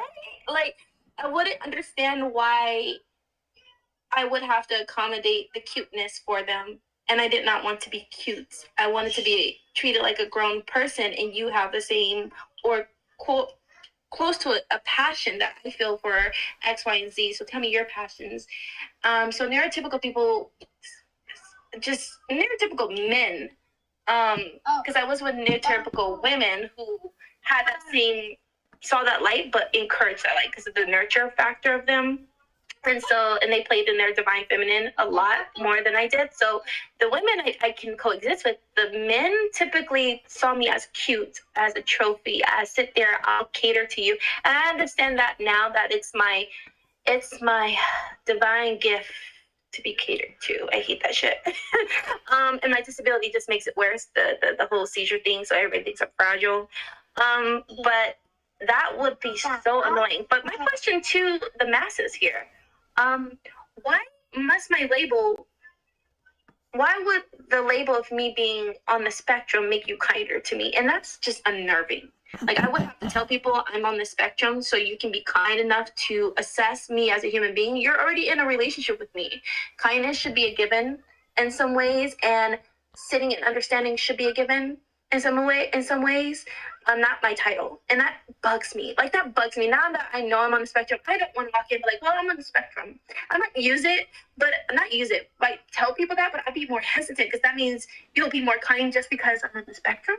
So I really want to throw that out there and see if that's unnerving for anybody else. Thank you, Soul. I'm very honest about being on the spectrum when I meet people. Because if I'm going into public places, then I usually have to explain. I feel like it's easier for me to explain the fact that I'm autistic right off the bat. And also people ask what work I do. Like, that's one of the things that's a kind of a good thing, a great thing about building a company for neurodivergent people. When someone asks what's the work that I do, I can say, I'm building this company, I'm autistic, and I'm making a place for people who are neurodivergent that need to have community and employment and security in these things without having the miscommunications and the misunderstandings that happen way too often when we're at the mercy of neurotypical society. And it's a social construct rather than an individual thing. And I think that's important because it's the communication standards that go with a social construct over the energy of individual people in many cases. However, what you just were asking about is actually something I've seen some postings in the last few weeks that made me feel a little something. So there's 3 terms I want to introduce to everyone. There's 2 terms that are very good. There's autisexual and autigender, where one's sexual orientation and one's gender perception of self are distinctly related to their autism. And so those are 2 things that have been understood and examined and developed by the community. There is another term, autistic sexual, which is people who are attracted to autistic people because of those giddy traits and childish traits, or what is perceived as a childish trait. It's basically individuals who are neurotypical that say their sexual orientation is being attracted to autistic people because of our autism. So it's a fetishization. And that is more common than I would like, because if there's people hashtagging this and making it into a discussion on social media, then clearly it's gone to the point that folks are thinking like, oh, I can just throw this out there and identify this way, and it's fine because these people are already in a way that is less than me, so I'm lifting them up. And even the comments that are given come off in that sense of superiority, and so by being attracted to an autistic person, they're giving a hand to the autistic person. And that's not to say that every person who's in a relation, every neurotypical person that's in a relationship with an autistic person has that attitude. That's a really toxic attitude. There are many people like Donna who are just lovely human beings that love their partner and celebrate who they are in all of who they are. And that's the difference between the fetishization and the celebration that is the real thing. If someone goes to the museum with you and is like asking you questions about all the things that you're geeking out on and enjoying the fact that you're geeking out and engaging with you instead of just sitting back like, oh, that's nice, you know all the dinosaurs. Isn't that cute? Where do you want to go next? Like, I'm a grown human being and I like talking about this because it makes me happy. That's all. Not to cut you off, but thank you for that. Because honestly, when I at the end of each, he's trying to anchor his excitement. He keeps touching me, and I'm overstimulated. But I was at the end of each relationship. I would say, I think I'm a fetish. Like they think I would always say that. And when I talked to my cousin Megan, who just texted me because she's having her first child, she's like, "You going to the baby shower?" The other black sheep of the family who like stepped in, she's younger than me, she stepped in and said, "Stop picking on my older cousin," kind of situation.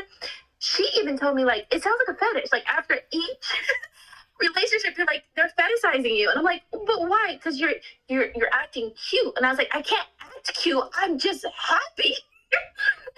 Happy. And he's like, yeah. So I'm glad you said that, because I'm like, I thought I was going crazy. I thought everybody just like, why would you fetishize me? Like, I'm not understanding that. So thank you for that. Thank you. You're very welcome.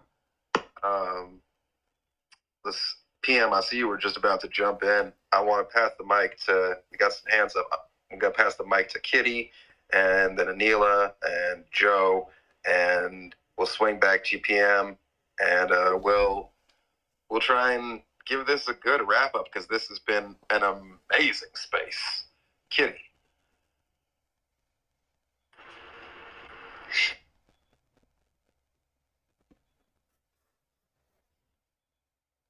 Oh no, Kitty, you're back on mute. I don't know if you caught that.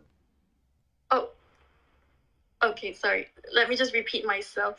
I just wanted to add to what Soul just said about that whole infantilizing, being treated like a child. That was like the literal exact relationship that I had with that neurotypical guy. And yeah, like I said previously, it was a nightmare. And you know, he was doing like really weird shit, like patting my head like a child, and you know, talking to me in like soft hush voice, and like, yeah, you know, if we were to like eat out together at a restaurant, like, you know, he would pass like the plates, the cutlery to me as though like, you know, I'm like a little child who can't handle things on my own. So yeah, you know, it was just really dehumanizing. And I throughout the whole relationship, I just didn't think that he treated me like an equal person. Like the way he speaks to like other women is so different than the way he speaks to me. Like he just treats me like this small, fragile, precious thing, pet project, I guess, that he has to take care of. And you know, I had like that realization that I was neurodivergent when I was in a relationship with him. And I actually told him like, hey, you know, I think I'm neurodivergent. And what really shocked me the most, because like, you know, this realization and like having to tell him this realization that I had, like I had to plug up like so much of my courage. I really had to like put on a brave face and like be vulnerable and all that. And what really broke my heart was that he said that he's known this for 2 years, for like roughly 2 years, and he never once told me this. And it was just heartbreaking, because it would have, you know, in that 2 years, it would have made my life so much easier. Like my life would have been different. It's, you know, like the neurodivergent experience is like people see that you're broken, but you don't see it. Like you're the only one who doesn't see it, but everybody sees it. And it just broke my heart that he knew about it. He never once told me he was aware that I was not aware of it, but he never tried to help me. He just ignored it. And I just, yeah, and that was the point where it just broke down. The relationship just slowly broke down. Like I just realized that this person does not love me the love that I need as a neurodivergent person. And it really broke my heart, really shattered my heart. And like for the longest time, I just did not have any trust for neurotypical people, especially neurotypical men. And it's just like, yeah, and I was like, why didn't you tell me that you knew all along, like all this while that I'm neurodivergent? And he was like, oh, I didn't want to like upset you.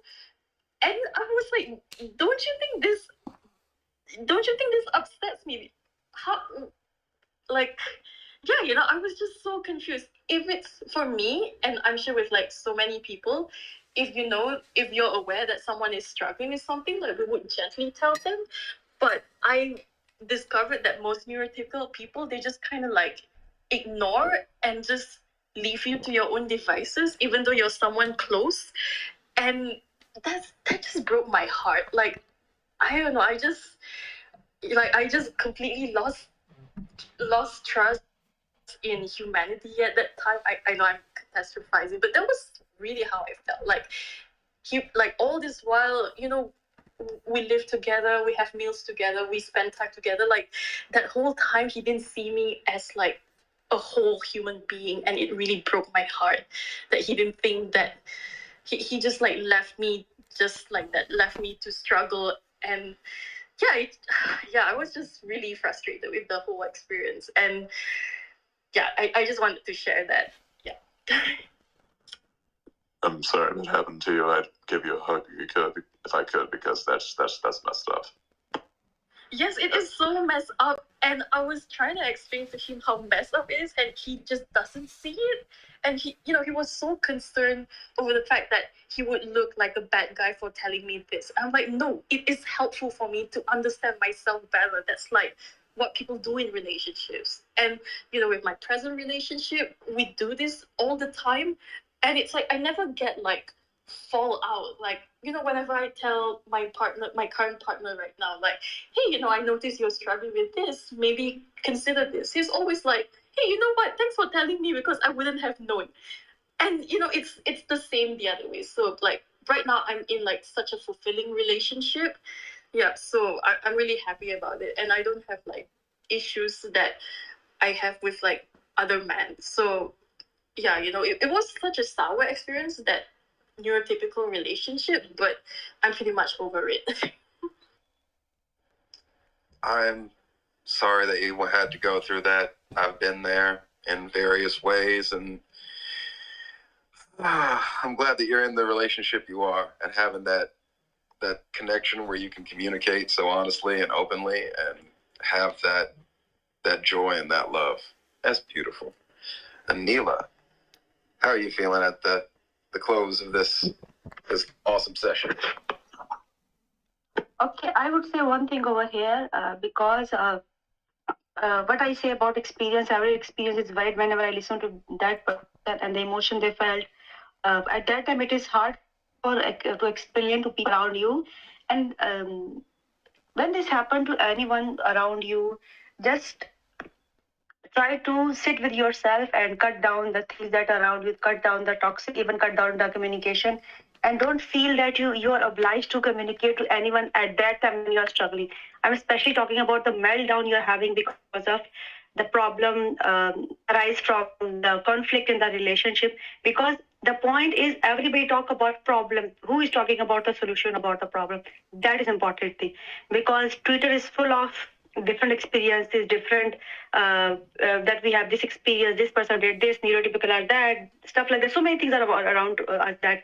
The point is that first thing, if somebody was saying that when I tell this to people that I'm autistic, then I just why am I saying that? Because they're not giving us the space. The point is that still this society or people around us don't understand what actually autism is.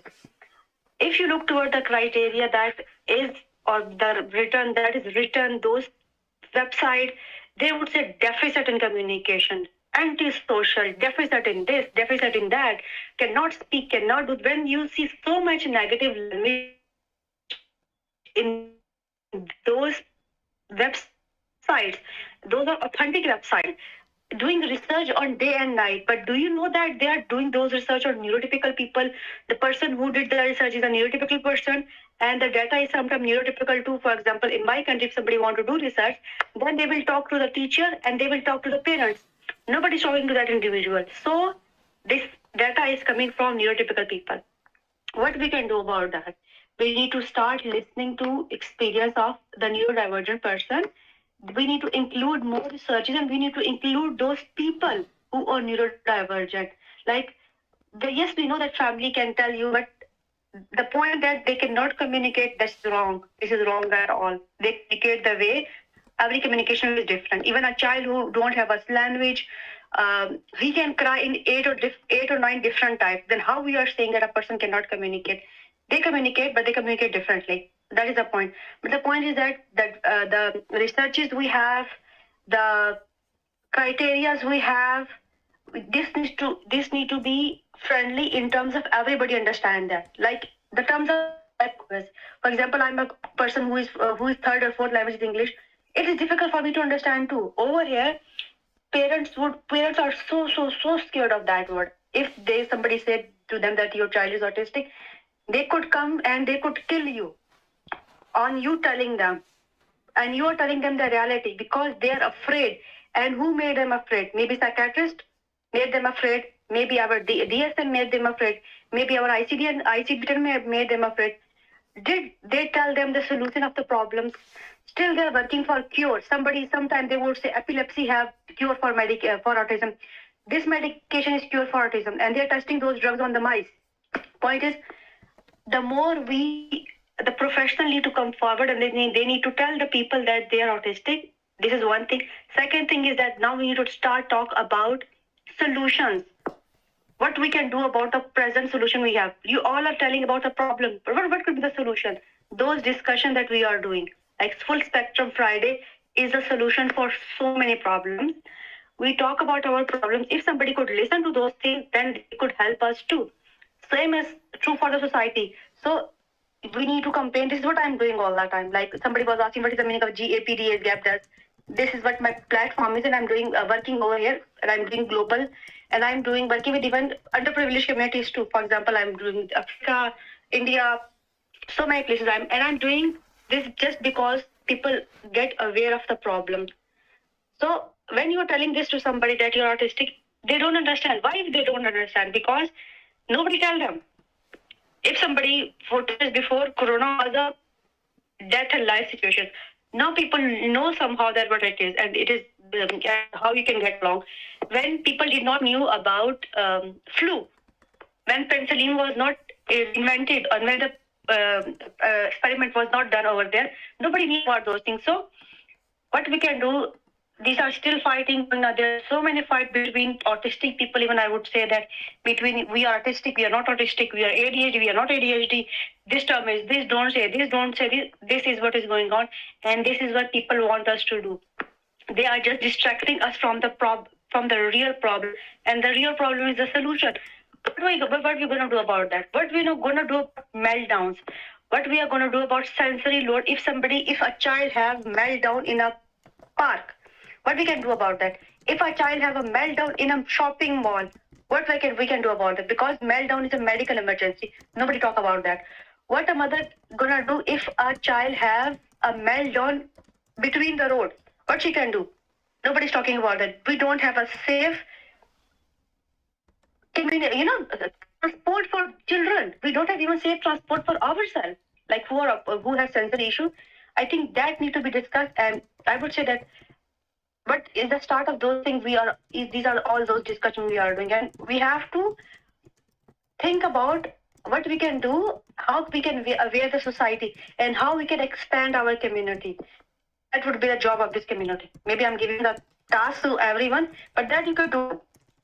Try to tell people, share those things with them. Somebody was saying that my friend this did with me. Send this discussion to that friend. My husband is doing this with me. Send this discussion to your husband. so that he listen that what is happening around with you, why you're not safe, why you're safe here, and why you're not safe, feeling safe over there. What you felt about lie when somebody lied to you, because if somebody lied to me, lie is a big no for me. Then that person go away from me, because I don't lie. I'm an honest person, I don't lie. Same, I just tell this to person in very start, even if it's my friend, I cannot keep up with lie, and I hate when somebody pretend to be something and they are not. If you have problem, I can understand that. But if you're lying to me, this is a big no for me. Why you would lie to me? How many times you would lie to me? Okay, there are some circumstances you could lie, but I cannot go along with lies. So that is what the thing is, that the point is, those people who make you feel bad about yourself, start sending those discussion to those people, and they should listen to me, and they should be held accountable for that. So this is what I would say to all of you. Thank you, Anila. And there's a lot of things that you brought up that are definitely part of the mission of the full spectrum family. There's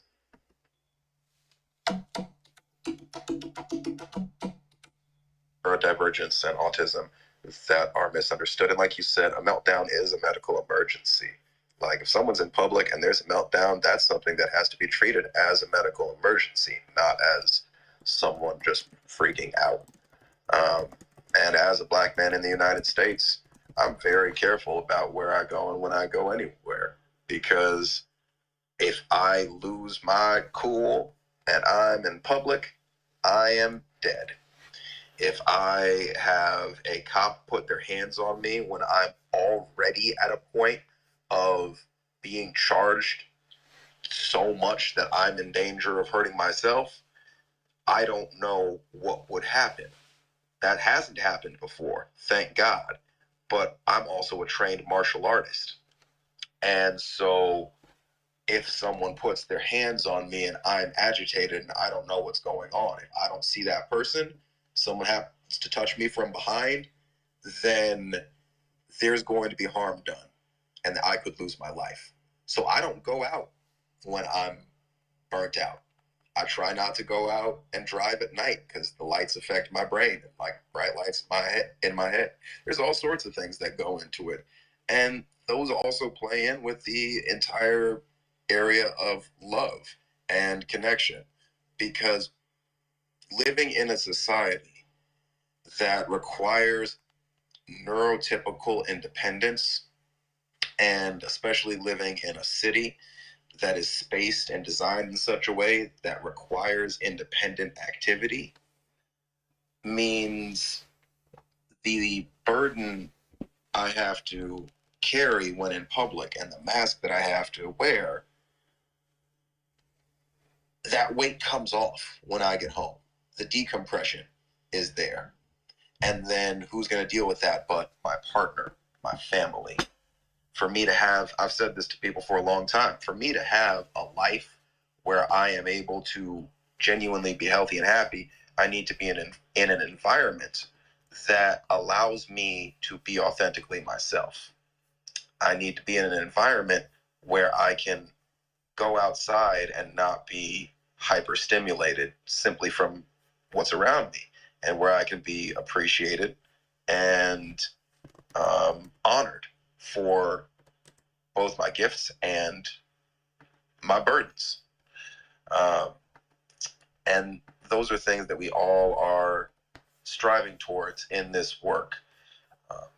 I feel people telling their stories is a big part of it in any way they can.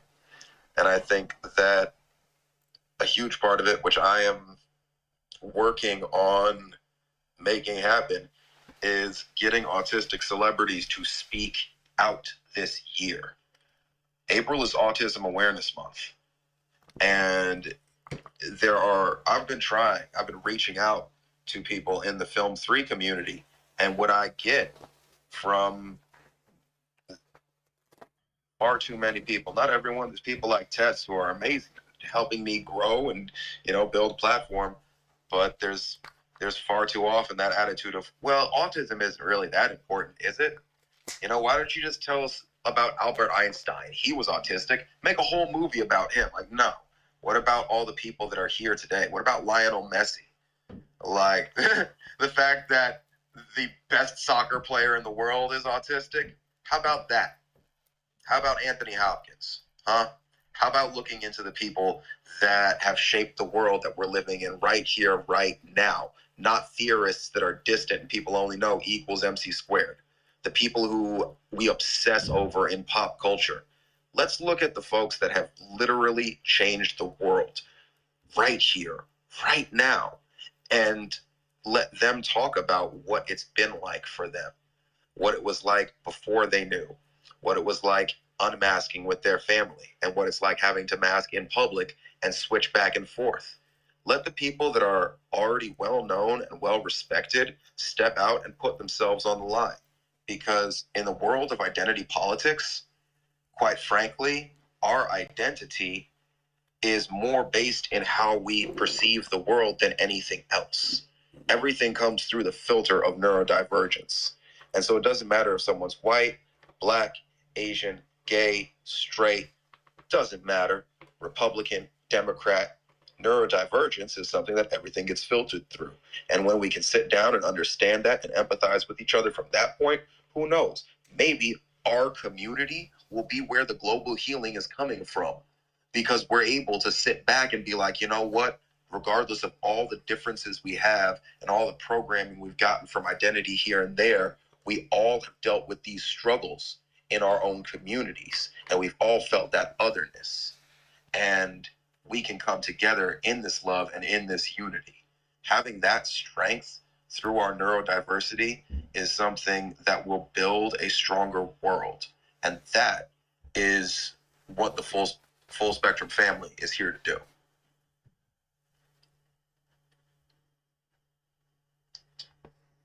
Solid, bro. Real solid, man. Thank you for that, bro. And we're definitely about to do it, man. I'm looking forward to next week.